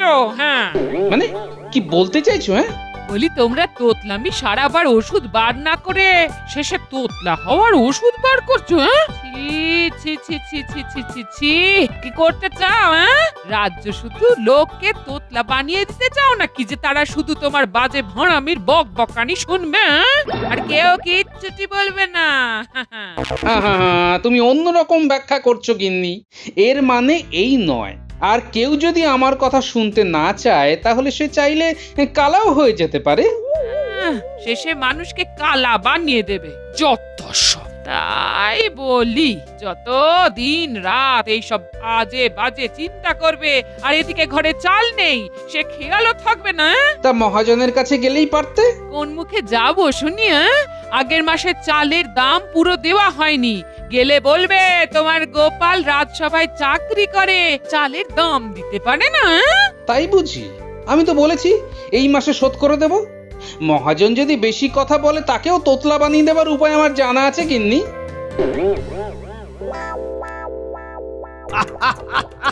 বেড়ে আবিষ্কার করেছো বিজ্ঞানী, বেড়ে আবিষ্কার করেছো। বাহ বাহ বাহ বাহ, তোমার এই আবিষ্কার আমাকেই রাজা করে দেবে। কি হলো গো তোমার? একা বসে হাসছো কেন? হাসির দিন আসছে গিন্নি, খুব শিগগির আসছে। তাই বুঝি? তাহলে তো আমাদের এখন খুব আনন্দে থাকা উচিত গো। আনন্দে থাকো না, কে বারণ করেছে? তবে হ্যাঁ, তোমার এই আনন্দ এক্ষুনি যেন কারো চোখে না পড়ে, তাহলেই কিন্তু মুশকিল। সে না হয় মনে মনে আনন্দ করব, কিন্তু কি এত হাসির ব্যাপার সেটা তো জানলাম না। হ্যাঁ, জানবে জানবে জানবে, নিশ্চয়ই জানবে। সময় হলে সব জানতে পারবে। শুধু একটা কথাই জেনে রাখো, আমি খুব শিগগির এই রাজ্যের রাজা হতে চলেছি। আমি হব রাজা আর তুমি হবে আমার রানী। ও মা, সে কি গো? তাহলে মহারাজার রানী মা? আহা, মহারাজ তো রাজা থাকতে চাইছেন না। মহারাজ আর রানী দুজনেই রাজত্ব ছেড়ে তীর্থ ভ্রমণে চলে যাবে বলে ভাবছে। সে কি গো? কি হবে তাহলে?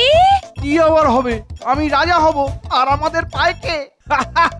তুমি কিন্তু এই সব গোপন কথা একদম পাঁচ কান করবে না বলে দিলাম।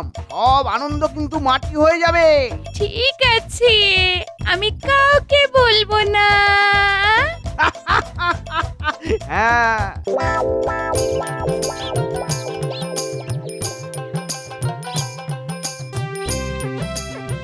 খেলতে খেলতে বলটা যে কোথায় এসে পড়লো।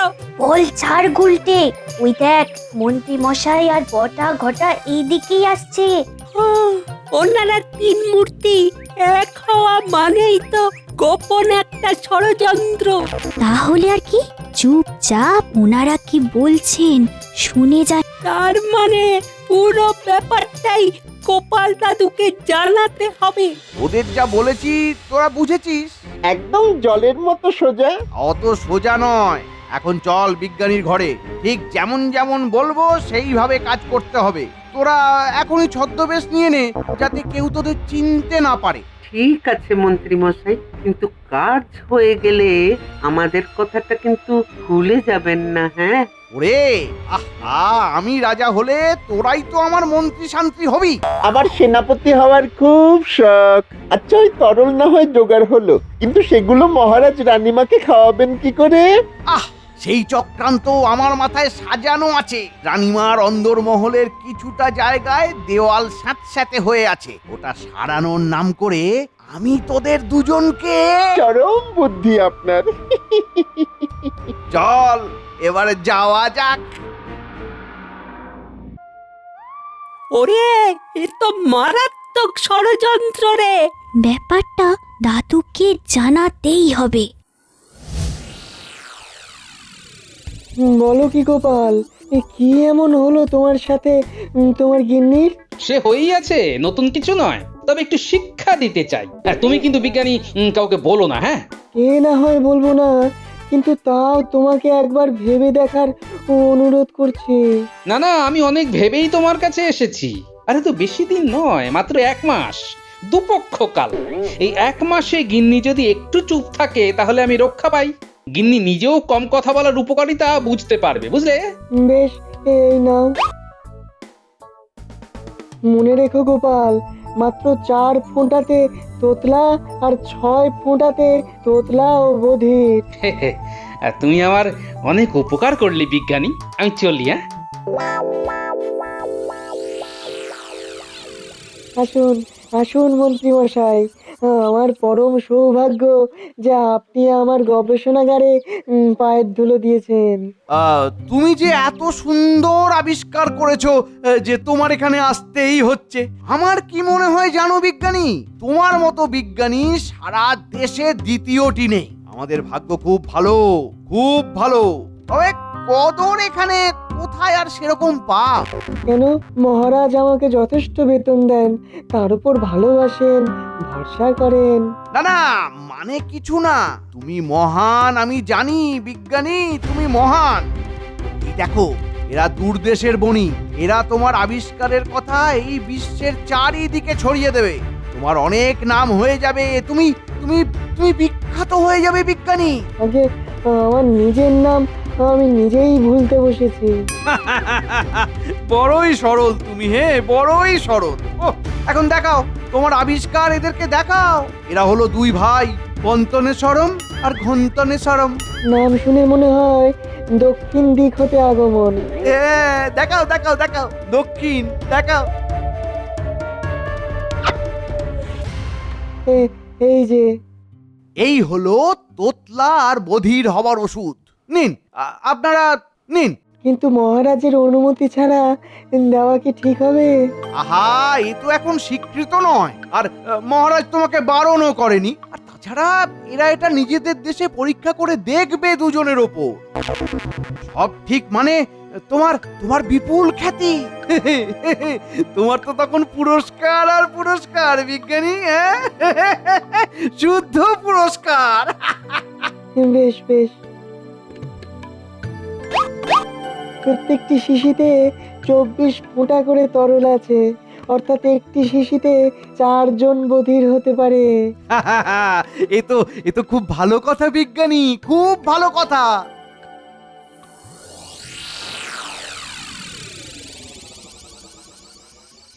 বলি ঘুম হবে না? অনেক রাত হলো তো। হ্যাঁ হ্যাঁ হ্যাঁ, এক্ষুনি। উফ, তেষ্টা ছাতি ফেটে যাচ্ছে। যাই আমি জল খেয়ে ঘুমোতে যাই। ওহ, আহা, তুমি বসো না, আমি তোমার জল গড়িয়ে আনছি।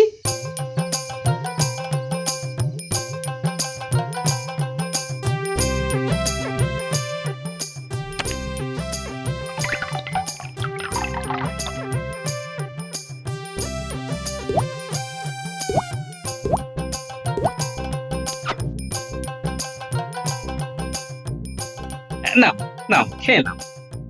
কি জানি আজ কোন দিকে সূর্যি উঠেছিল। হ্যাঁ,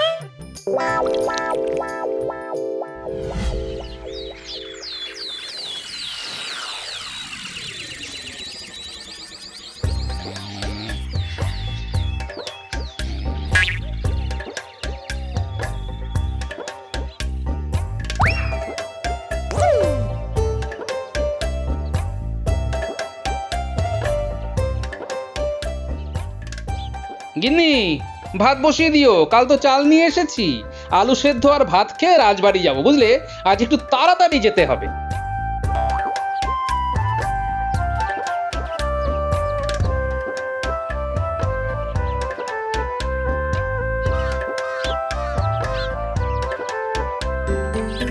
মহারাজ, সকাল সকাল বিরক্ত করার জন্য দুঃখিত মহারাজ, কিন্তু একটা কথা বলতে হচ্ছে।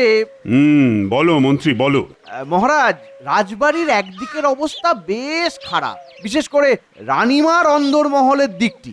এখন আপনি অনুমতি দিলে ভাঙা জায়গা সারাবার কারিগর প্রস্তুত আছে। নিশ্চয়ই মন্ত্রী, এটি মোটেই বিলম্ব করা যাবে না। তুমি এখনই তোমার কারিগরকে ভাঙা জায়গা সব দেখিয়ে দাও। তারা যত শীঘ্র সম্ভব সারাই করুক। ভালো মজুরি দেওয়া হবে, কিন্তু কাজ ভালো হওয়া চাই। নিশ্চয়ই মহারাজ, নিশ্চয়ই। আমি এখন আসি।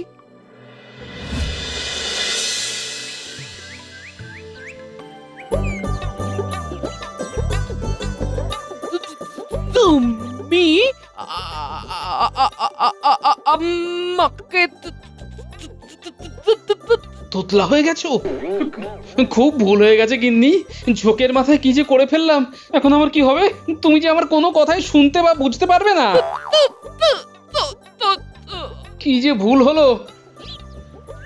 কিরে, তোরা কি করছিস? আমরা তো তোমার কাছেই আসছি দাদু। বল বল, শিগগির শিগগির। কি হলো গোপাল, তোমার গিন্নির কিছু অসুবিধে হয়েছে নাকি? আপনি কি করে জানলেন রাজজ্যোতিষী মশাই? আমি তোমার ঘরের কাছ দিয়েই যাচ্ছিলাম, তোমার চিৎকারও শুনছিলাম। কি হলো গিন্নি, কি হলো গিন্নি? আমার গিন্নি কানে কিছু শুনতে পাচ্ছে না, তোতলাও হয়ে গেছে। সে কি? কিভাবে? গিন্নির বাক্যবাণে অস্থির হয়ে আমি এই কাণ্ডটি ঘটিয়েছি। তুমি গিন্নিকে বিজ্ঞানীর আবিষ্কারের তরল দিয়েছো? হ্যাঁ।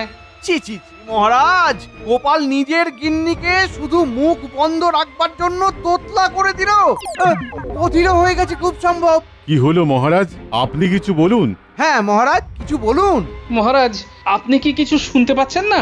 গণনা অনুযায়ী মহারাজের এখন সবকিছুই তো শুনতে পাবার কথা, তবে কেউ কিছু খাইয়ে দিলে তা অন্য কথা। কে কে আবার কি খাওয়াবে? আমি কথা বলতে পারছি না। একই হলো মহারাজ, একই হলো। কে আপনার এমন ক্ষতি করলো? মহারাজ কিছু শুনতে পাচ্ছেন না। গোপাল, তুমি এটা করেছো? কি বলতে চান মন্ত্রী মশাই? তুমি তোমার গিন্নিকে এই তরল খাইয়েছো, এখন দেখছি মহারাজকেও খাইয়েছো। তোমাকে মহারাজ এত বিশ্বাস করেন। ছি ছি ছি ছি ছি ছি ছি। তুমি শেষে। বেশি কথার প্রয়োজন নেই। 1 মাস পরে মহারাজ স্বাভাবিক হলে তখন দেখা যাবে। তখন মহারাজ যা বলবেন সেটাই শিরোধার্য। কি হে গোপাল, আজ 15 দিন তুমি রাজসভায় যাওনি। কার জন্য যাব বলতে পারো? সত্যি গোপাল, মহারাজ নিজেই যদি মৌন হয়ে যান তাহলে কি আর রাজসভা চলে? এদিকে আমার গিন্নিরও কোনো কথা নেই। সে তো বুঝতে পেরিয়ে গেছে যে আমি ওকে ওই তরল দিয়েছি। না মানে তুমি ঠিক এই কাজটা কেন করলে? কবি, আমাদের জোর ঝগড়া লেগেছিল যে। ও তাই বলো। মন্ত্রী কি করে? সে তো বলেই দিয়েছে, মহারাজ যদি 1 মাসের মাথায় সুস্থ না হয় তাহলে। আর 1 পক্ষকাল পরেও যদি মহারাজ ঠিক না হয়, তাহলে বাধ্য হয়েই আমাকে এই রাজ্যের শাসনভার হাতে তুলে নিতে হবে। সেটা সম্ভব হবে কি? হ্যাঁ হবে, হতেই হবে। আজকে রাজসভায় যাওয়া যাক। একটা কিছু তো করতেই হবে।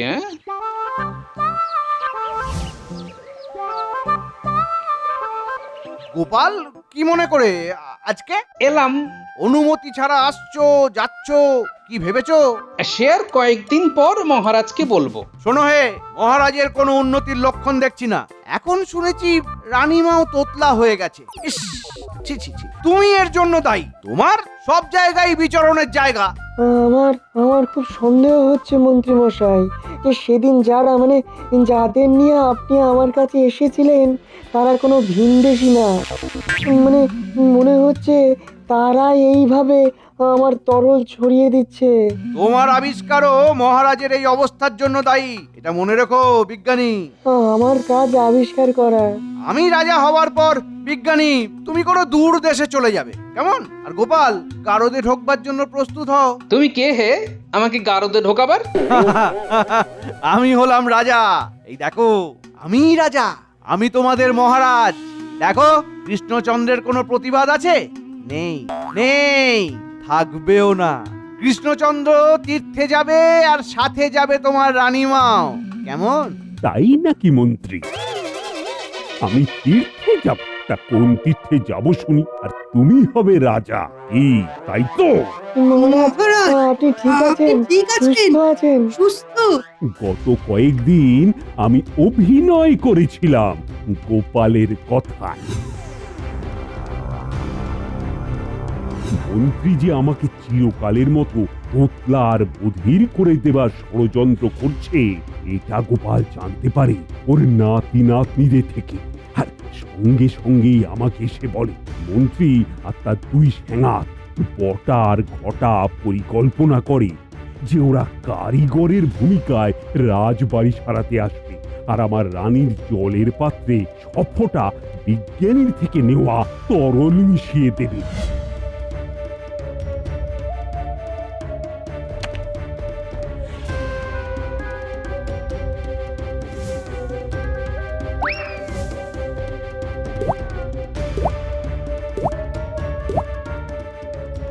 না মহারাজ, এসব এসব ভুল ধারণা, আপনার ভুল ধারণা। চুপ, একদম কথা নয়। বটা ঘটা এখন গারদে বসে আছে, ওরা কেউ কথাও বলতে পারছে না আর কিছু শুনতেও পাচ্ছে না। এবার তো মন্ত্রীর পালা। প্রহরী, এই পাত্রের জল মন্ত্রীর হাতে তুলে দাও। হ্যাঁ, না মহারাজ, এটা ঠিক হচ্ছে না, এটা কিছুতেই ঠিক হচ্ছে না। না আও গোপাল, আবার তুমি হলে আমার উদ্ধারকর্তা। এ তো আমার কর্তব্য মহারাজ। বিজ্ঞানী, তোমাকে কিন্তু আমার কিছু বলার আছে। বলুন মহারাজ। বুঝলে, এই আবিষ্কার কিন্তু খুব একটা কাজের নয়, তাই যাকে তাকে তো এটা দেওয়া যাবে না। তুমি বরং এমন কিছু আবিষ্কার করো যেখানে এক মুহূর্তেই যারা তোতলা বা বধির, তাদের সেই তোতলামি বা বধিরতা সেরে যায়। নিশ্চয়ই মহারাজ, আমি অবশ্যই চেষ্টা করব।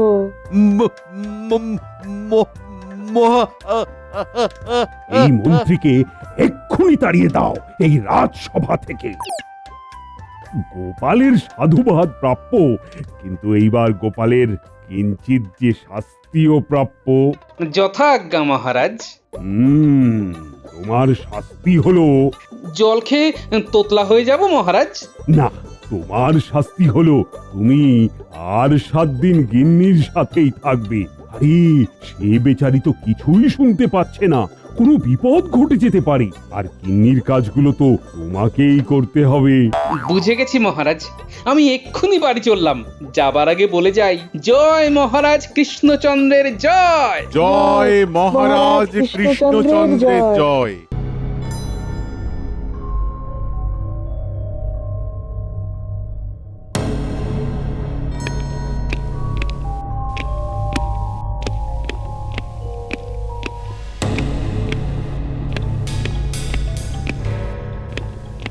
মহারাজ, আপনি কি খুব চিন্তিত?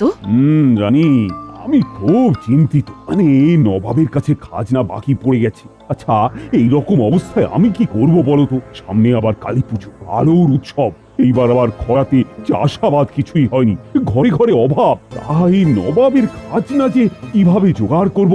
নবাব বাহাদুর অবুঝ নন মহারাজ, বোঝালে উনি নিশ্চয়ই বুঝবেন। ওই তো, আমি মন্ত্রীকে বুধবার পাঠাচ্ছি। মহারাজ, আমার একটা কথা শুনবেন? বলো রানী, নিশ্চয়ই শুনবো। মন্ত্রী নয়, আপনি গোপালকে পাঠান। কেন রানী, মন্ত্রীর প্রতি কি তোমার বিশ্বাস নেই? না মহারাজ, আপনি আপনার মন্ত্রীকে নিয়ে সুখে থাকতে পারেন, কিন্তু আমি একদম আপনার মন্ত্রীর প্রতি খুশি নই। আচ্ছা, আমি কি করে এই মুহূর্তে মন্ত্রীকে বাতিল করে গোপালকে পাঠাই? মহারাজ, আপনি গোপালকে পাঠান। আমি তো শুনেছি নবাব বাহাদুর গোপালকে পছন্দ করেন। গোপালের সাথে কথা বলে নবাব বাহাদুর ঠিক খুশি হবেন। আমার কথা রাখুন মহারাজ, আপনি গোপালকে মুর্শিদাবাদে পাঠান।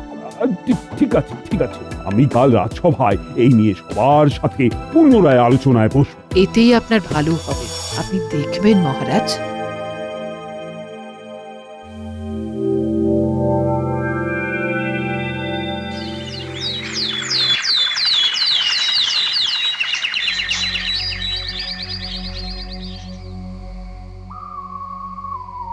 মহারাজ, মুর্শিদাবাদ থেকে নবাবের দূত এসেছেন। আবার এই নিয়ে 3 বার খেলা জমে গেছে। এবার নিশ্চয়ই চরমপত্র। মহারাজ, আর কেউ আপনাকে রক্ষা করতে পারবে না। আপনার সিংহাসন এবার গেল বলে। ও গোপাল, কি হবে এবারে? কি দেওয়ালিতে আমার রাজ্যের প্রজারা আসবে না? এবারে আপনার বসার জায়গাটা থাকে কিনা দেখুন, তারপর আপনার প্রজাদের কথা ভাববেন। না, এবার আমাকে নবাবের কাছে যেতেই হবে। কৃষ্ণচন্দ্রের জায়গায় আমাকে প্রতিষ্ঠিত করতে নবাব আমাকে সাহায্য করবেই। প্রহরী, নবাব বাহাদুরের দূতকে সসম্মানে নিয়ে এসো। যথা আজ্ঞা মহারাজ। চিন্তা করবেন না মহারাজ, নবাব বাহাদুর বাঘ ভাল্লুক নয় যে আপনাকে খেয়ে ফেলবে। ভালো করে বোঝাতে পারলে নবাব বাহাদুর বুঝবেন। তুমি কি মনে করেছো যে নবাব বাহাদুরকে তুমি যা বোঝাবে আর নবাব বাহাদুর তা বুঝে যাবেন? ঠিক তেমন ভাবে বলতে পারলে সবটাই সম্ভব। ও, তুমি বলতে চাইছো নবাব বাহাদুরকে তুমি তোমার ভাড়ামো দিয়ে খুশি করবে? ভাড়ামো কিনা বলতে পারবো না, তবে মনে সদিচ্ছা থাকলে একটু হেসে কথা বলেও মানুষকে খুশি করা যায় মন্ত্রী মশাই। তবে মহারাজ, গোপালকে ওই নবাব বাহাদুরের কাছে পাঠিয়ে দিন। গোপাল আপনার সমস্যার সমাধান করে দেবে। কি গোপাল, হাতি ঘোড়া গেল তল, মশা বলে কত জল। মহারাজের জয় হোক। আমি নবাব বাহাদুরের চিঠি নিয়ে এসেছি। আপনার থেকে উত্তর নিয়ে আজই ফিরে যাব। মন্ত্রী, নবাব বাহাদুরের চিঠিটা পড়ো। দাও দূত, দাও। মহারাজ কৃষ্ণচন্দ্র, আমি তোমার ব্যবহারে অতিশয় ক্রুদ্ধ। তোমাকে এত করে বলা সত্ত্বেও তুমি খাজনা দিচ্ছ না। আমার এই চিঠি পাওয়া মাত্র আমার বকেয়া খাজনা সব মিটিয়ে দেবে, অন্যথায় আমাকে অন্য ব্যবস্থা নিতে হবে। বুঝলাম। বুঝে আর কি হবে, আমাকে আরো একটু খেলতে হবে। মহারাজকে বলবো গোপালী মুর্শিদাবাদে গিয়ে নবাব বাহাদুরের সাথে কথা বলে আসুক। দূত, তুমি নবাব বাহাদুরকে জানাও যে আমি আলোচনার জন্য বুধবার আমার মন্ত্রীকে পাঠাবো। যথা আজ্ঞা মহারাজ।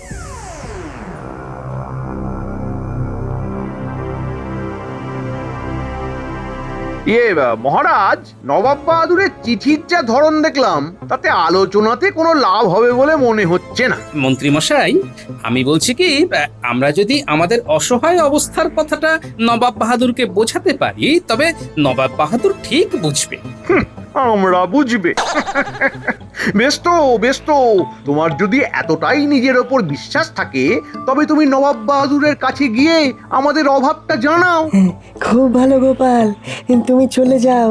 তোমার এই বিশ্বাস আমাদের সত্যিকারের সাহায্য করবে। রাজ্যতীষী, একটু গণনা করে দেখো দেখি, গোপাল কি আমাদের রাজ্যের জন্য কোনো শুভ খবর আনতে পারবে? গোপাল, আমাদের সকলের শুভেচ্ছা রইল। মহারাজ, আপনি চিন্তা করবেন না, আমি নবাব বাহাদুরকে বোঝাবো।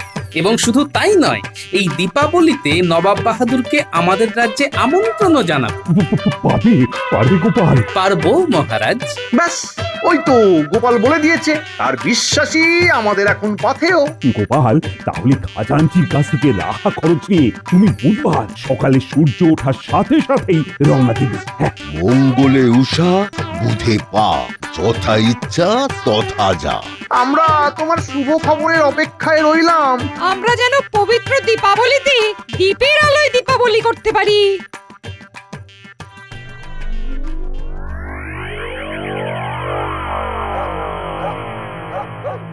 গোপাল দাদু, এবারে পুজোটাও খুব বাজে ভাবে কেটেছে, আবার দীপাবলিও খুব বাজে ভাবেই কাটবে।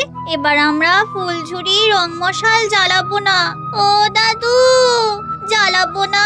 সত্যি বলছি গোপাল দাদু, এবার আমাদের পুজো ভালো কাটেনি, আর কালী পুজো ভালো কাটবে না। আমি মুর্শিদাবাদ থেকে ফিরে আসি, তারপর দেখ না কি হয়। হ্যাঁ গো, তুমি কবে যাবে মুর্শিদাবাদ? বুধবার সকালবেলা একটু ভোর ভোর রওনা দেবো, বুঝলে? হ্যাঁ গো, মন্ত্রী মশাই থাকতে তোমাকে মহারাজ পাঠাচ্ছেন যে। মন্ত্রী মশাই নিজেই আমাকে যেতে বললেন, তাই জন্যই বিষয়টা খুব কঠিন, বুঝলে? তবু আমার উপর পূর্ণ বিশ্বাস রেখেই আমি যাচ্ছি। তোমাদের সবার জন্য ভালো খবর আনবো। আর তোদের সবাইকে বলি, আমাদের কৃষ্ণনগরের সবচেয়ে বিখ্যাত কি? কৃষ্ণনগরের সবচেয়ে বিখ্যাত হলো সরভাজা আর মাটির পুতুল। দুটোই ঠিক। তোদের যেটা করতে হবে, অনেক প্রদীপ বানাতে হবে, সুন্দর সুন্দর প্রদীপ, সাথে মাটির ঘট, ফুলদানি আর ওই নারকোল পাতার ঝাঁটা। কালী পুজোর আগের দিন ওই ঝাঁটা অনেকে কেনে, তোরা বানানো শুরু কর। এমনি তুমিও বানাও, আমাদের দীপাবলি দীপের আলোই হবে। আমার কথা তোরা বুঝতে পেরেছিস? বুঝতে পেরেছি গো দাদু।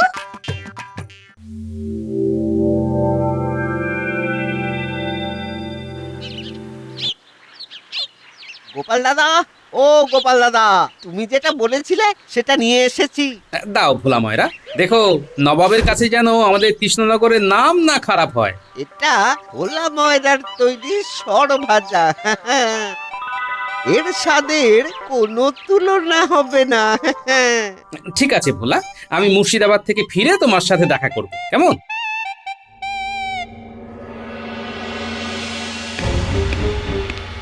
জাহাপনা, আপনি আমায় ডেকেছিলেন? হ্যাঁ, তোমাকে ডেকেছিলাম। কৃষ্ণচন্দ্র কি বলেছিল?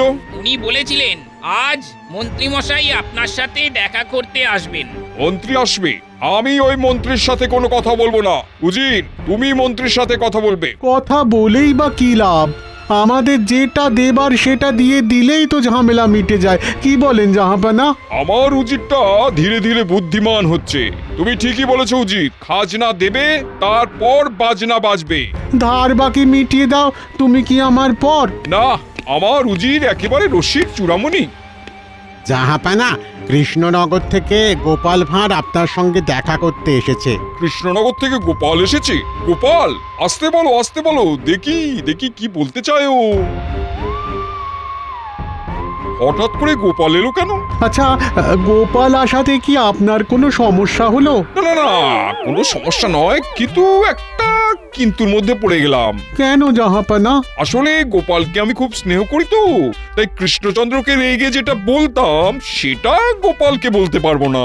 প্রণাম নবাব বাহাদুর, শুভ বিজয়া আর আগাম শুভ দীপাবলির শুভেচ্ছা জানাই। আমি তো জানতাম তোমাদের মন্ত্রী আসবে, তুমি এলে কেন? আগে আমাদের মন্ত্রী মশাই খুবই অসুস্থ, উনি আসতেন। অসুস্থ? কি হয়েছে মন্ত্রীর? ওনার বুকে খুব ব্যথা, খুব দুর্বল, শিঙি মাছের ঝোল খেয়ে শুয়ে আছে। বুঝলাম, তা হাতে ওটা কি? বিজয়ের পরে আর দীপাবলির আগে যে কোনো জায়গায় গেলে ওই মিষ্টি হাতে করে যাওয়াটা আমাদের রীতি নবাব বাহাদুর। নবাব বাহাদুর, আগে মিষ্টি হয়ে যাক, তারপর যা ঝাল নুন টক হবে। আগে মুখ মিষ্টি করে দিলে তারপর কি আর ওইসব ভালো লাগে? তা মিষ্টিতে কি আছে? আছে আমাদের গর্ব কৃষ্ণনগরের সরভাজা, খাঁটি দুধের, আমাদের প্রসিদ্ধ কারিগর ভোলা ময়রা।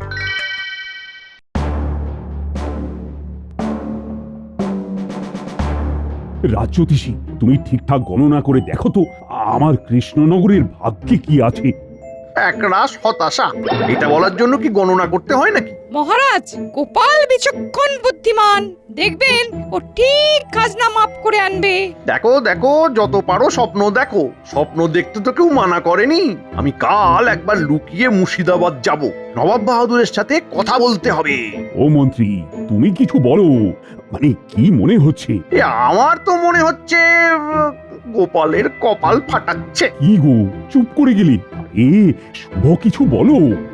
কপাল ফাটাচ্ছে। কপাল ফাটাচ্ছে? মানে কে কার কপাল ফাটাচ্ছে? না, মানে গোপাল তো অনেক বুদ্ধি ধরে, সেই বুদ্ধির ঠেলায় নবাব বাহাদুরের এখন কপাল ফাটছে। ব্যাস ব্যাস, বুঝেছি। আরো বলতে হবে না। ও, গোপাল যদি কোনো মতে আমার এবারের খাজনাটা মাফ করিয়ে আনতে পারে, ব্যাস, তবে দিওয়ালিতে সবাইকে নিয়ে খুব আনন্দ করব। আর তার সাথে মা কালীর পুজো। বাহ বাহ বাহ, কৃষ্ণনগরের সরভাজা তো দেখছি অসাধারণ। থাকবে না নবাব বাহাদুর, আস্তে আস্তে আস্তে আস্তে সব ধ্বংস হয়ে যাবে। কৃষ্ণনগরের সব কিছু আজ ধ্বংসের মুখে। আমাদের মা বোনেরা যে মাটির প্রদীপ, মাটির ঘট, সুন্দর সুন্দর ফুলদানি বানাতো, সব শেষ, সব শেষ। কেন গোপাল, কি সমস্যা? একবার অতিবৃষ্টি, একবার অনাবৃষ্টি, আমাদের রাজ্যটা শেষ হয়ে গেছে। তবুও এরই মাঝে মহারাজ যথাসম্ভব করে যাচ্ছেন যাতে আমাদের দরিদ্র মানুষগুলো দুবেলা দুমুঠো খেতে পায়। উজির, এ কি শুনি? এই রকম অবস্থা তো জানতাম না। উজির, তুমি কি খবর রাখো না? আমার কাছে তো খবর ছিল জাহাপানা। তোমার কাছে খবর থাকলে তুমি আমায় বলনি কেন? তাহলে কৃষ্ণচন্দ্রকে খাজনার জন্য এভাবে চাপ দিতাম না। আর কৃষ্ণচন্দ্রকেও বলিহারি, আমাকে তো পত্র দিয়ে জানাতে পারতো।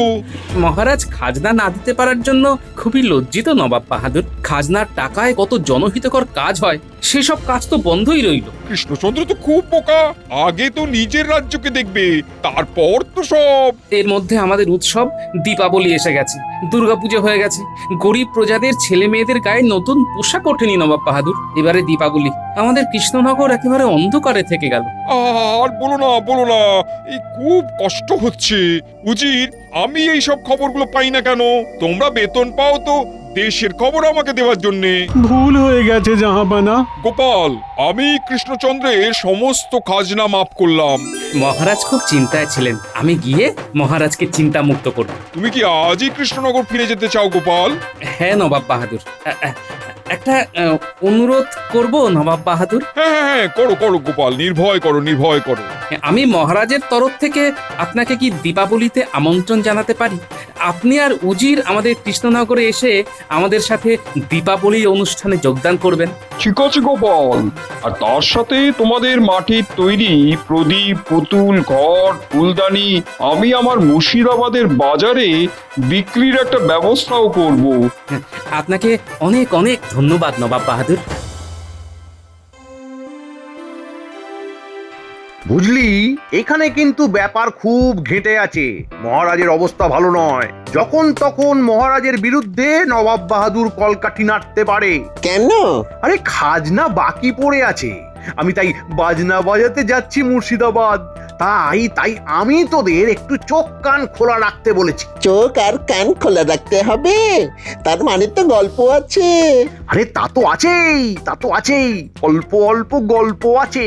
বটা, গল্প যতই অল্প হোক না কেন, আমাদের ওই খাটুনিটা কিন্তু মোটেই অল্প নয়। সেটা তো একদম সঠিক বলেছিস। তোরা কি বলতে চাইছিস একটু পরিষ্কার করে বল। কি আর বলবো, সবই তো বোঝেন। আমাদের দুঃখের গল্প কি আর অল্প কথায় শেষ হয়? আপনার ওই অল্প গল্পের জন্য আমাদের কিছু অল্প করে খুশি করলে চোখ কান খোলা রাখতে ভীষণ সুবিধে হয়।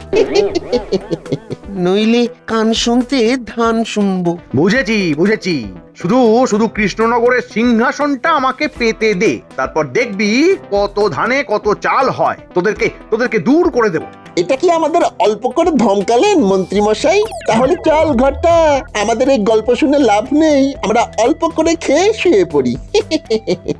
আরে রেগে যাচ্ছিস কেন? সবটাতে শুধু মাথা গরম, দুষ্টু। এই নে তোদের চোখ কান খুলে রাখার জন্য এই একটা করে মোহর দিলাম। বটা, বল ঘরটা। একটা মোহরে দুটো জিনিস কিভাবে খুলে রাখবো বলতো? মন্ত্রী মশাই, আপনি দিচ্ছেন একটা করে মোহর আর বলছেন চোখ আর কান খোলা রাখতে? এ কি করে সম্ভব, ঠিক কি না? ঠিক আছে, তোদের আরো একটা করে মোহর দিচ্ছি। ঘটা, চোখ আর কান খুলে রাখার জন্য ঠিক আছে, কিন্তু মুখ বন্ধ রাখবি। কেউ যদি মন্ত্রী মশাইকে ভয়ঙ্কর কটু কথা বলে, তুই কিন্তু কিছুই বলবি না, শুধু শুনে যাবি, কেমন? আচ্ছা, এই নে তোরা তোদের মতো কাজ কর। হ্যাঁ, আমি চললাম। হ্যাঁ, আপনি নিশ্চিন্তে ঘুরে আসুন।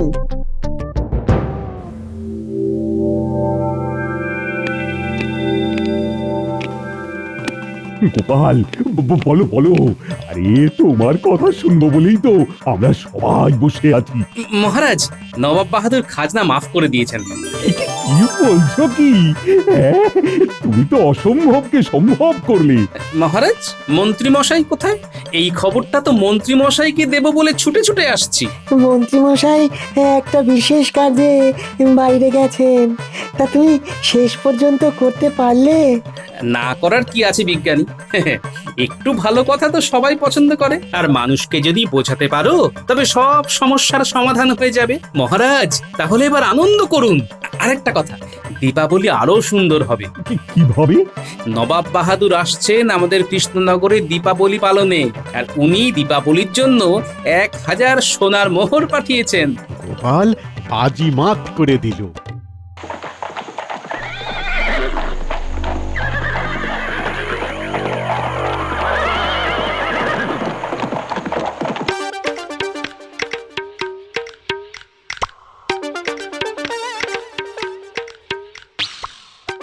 বাহ, তোরা তো খুব সুন্দর প্রদীপ বানিয়েছিস রে। আর এই দেখো ঘট ফুলদানি ঝাঁটা।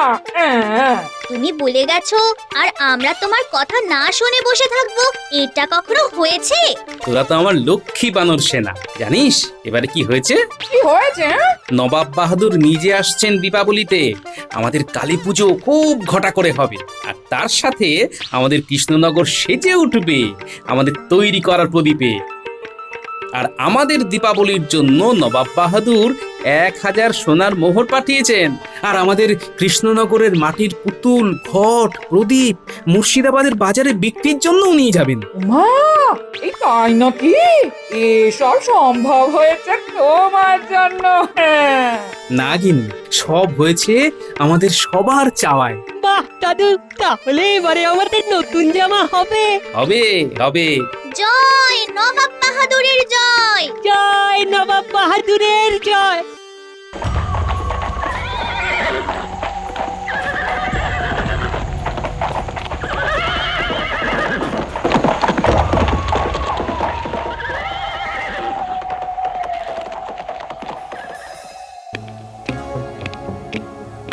জাহাপানা, কৃষ্ণনগর থেকে মন্ত্রী এসেছে আপনার সঙ্গে দেখা করতে। সে কি মন্ত্রিত্ব শুনেছিলাম খুব শরীর খারাপ, পাঠিয়ে দাও।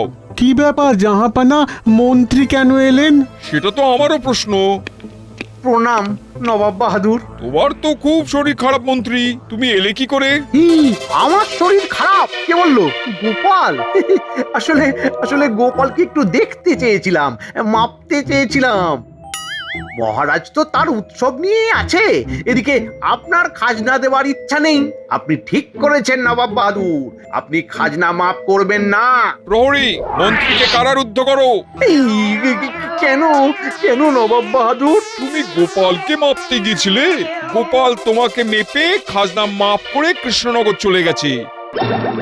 তোমার মতন বেঈমানকে বাইরে রাখা ঠিক নয়। এই প্রহরী, নিয়ে যাও কারাগারে। আমাকে আমাকে বাঁচান, বাঁচান। আমার কাছে বেঈমানের কোনো ক্ষমা নেই।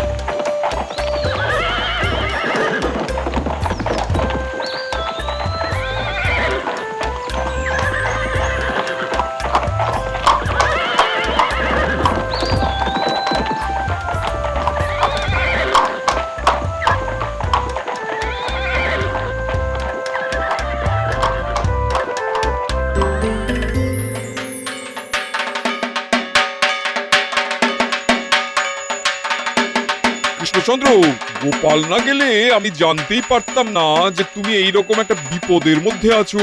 তোমার মন্ত্রী একটা ষড়যন্ত্রী, ও তোমার বদনাম করার জন্য মুর্শিদাবাদে গিয়েছিল। আমি ওকে আমার কারাগারে বন্দী করেছি। ঠিক ঠিক করেছেন নবাব বাহাদুর। দেখেছেন নবাব বাহাদুর, আমাদের রাজ্য কিরকম মাটির প্রদীপের আলোয় সেজে উঠেছে। এই সব মাটির প্রদীপ এই এরা বানিয়েছে। বাবা, তোমাদের মাটির কাজের নাম তো জগৎ জুড়ে আছে। আমি তোমাদের এই প্রদীপ মুর্শিদাবাদে নিয়ে যাব। ওখানকার মানুষও তোমাদের এই প্রদীপ নিয়ে তাদের উৎসব সাজিয়ে তুলবে। দ্বীপের আলোয় দীপাবলি। আজ না হয় আমরা আতশবাজি পোড়ালাম না? ঠিক বলেছ গোপাল। দেখুন দেখুন নবাব বাহাদুর, দ্বীপের আলোয় আমাদের রাজ্য কিরকম মায়াময় লাগছে। চলুন মহারাজ, পুজো সম্পূর্ণ হয়েছে, এখন ভোগ বিতরণ হবে। হ্যাঁ, আর তার সাথে আমার প্রজাদের নতুন জামা কাপড় দেওয়া হবে। আর এই দান সম্ভব হয়েছে শুধুমাত্র আমাদের নবাব বাহাদুরের জন্য। নবাব বাহাদুরের জয়। সাথে জয় মা কালীর জয়। জয় মা কালীর জয়। জয় মা কালীর জয়। সাবস্ক্রাইব করে দিন ভাই, আর বেলটা বাজাতেও ভুলবেন না, না হলে মজা মিস করবেন।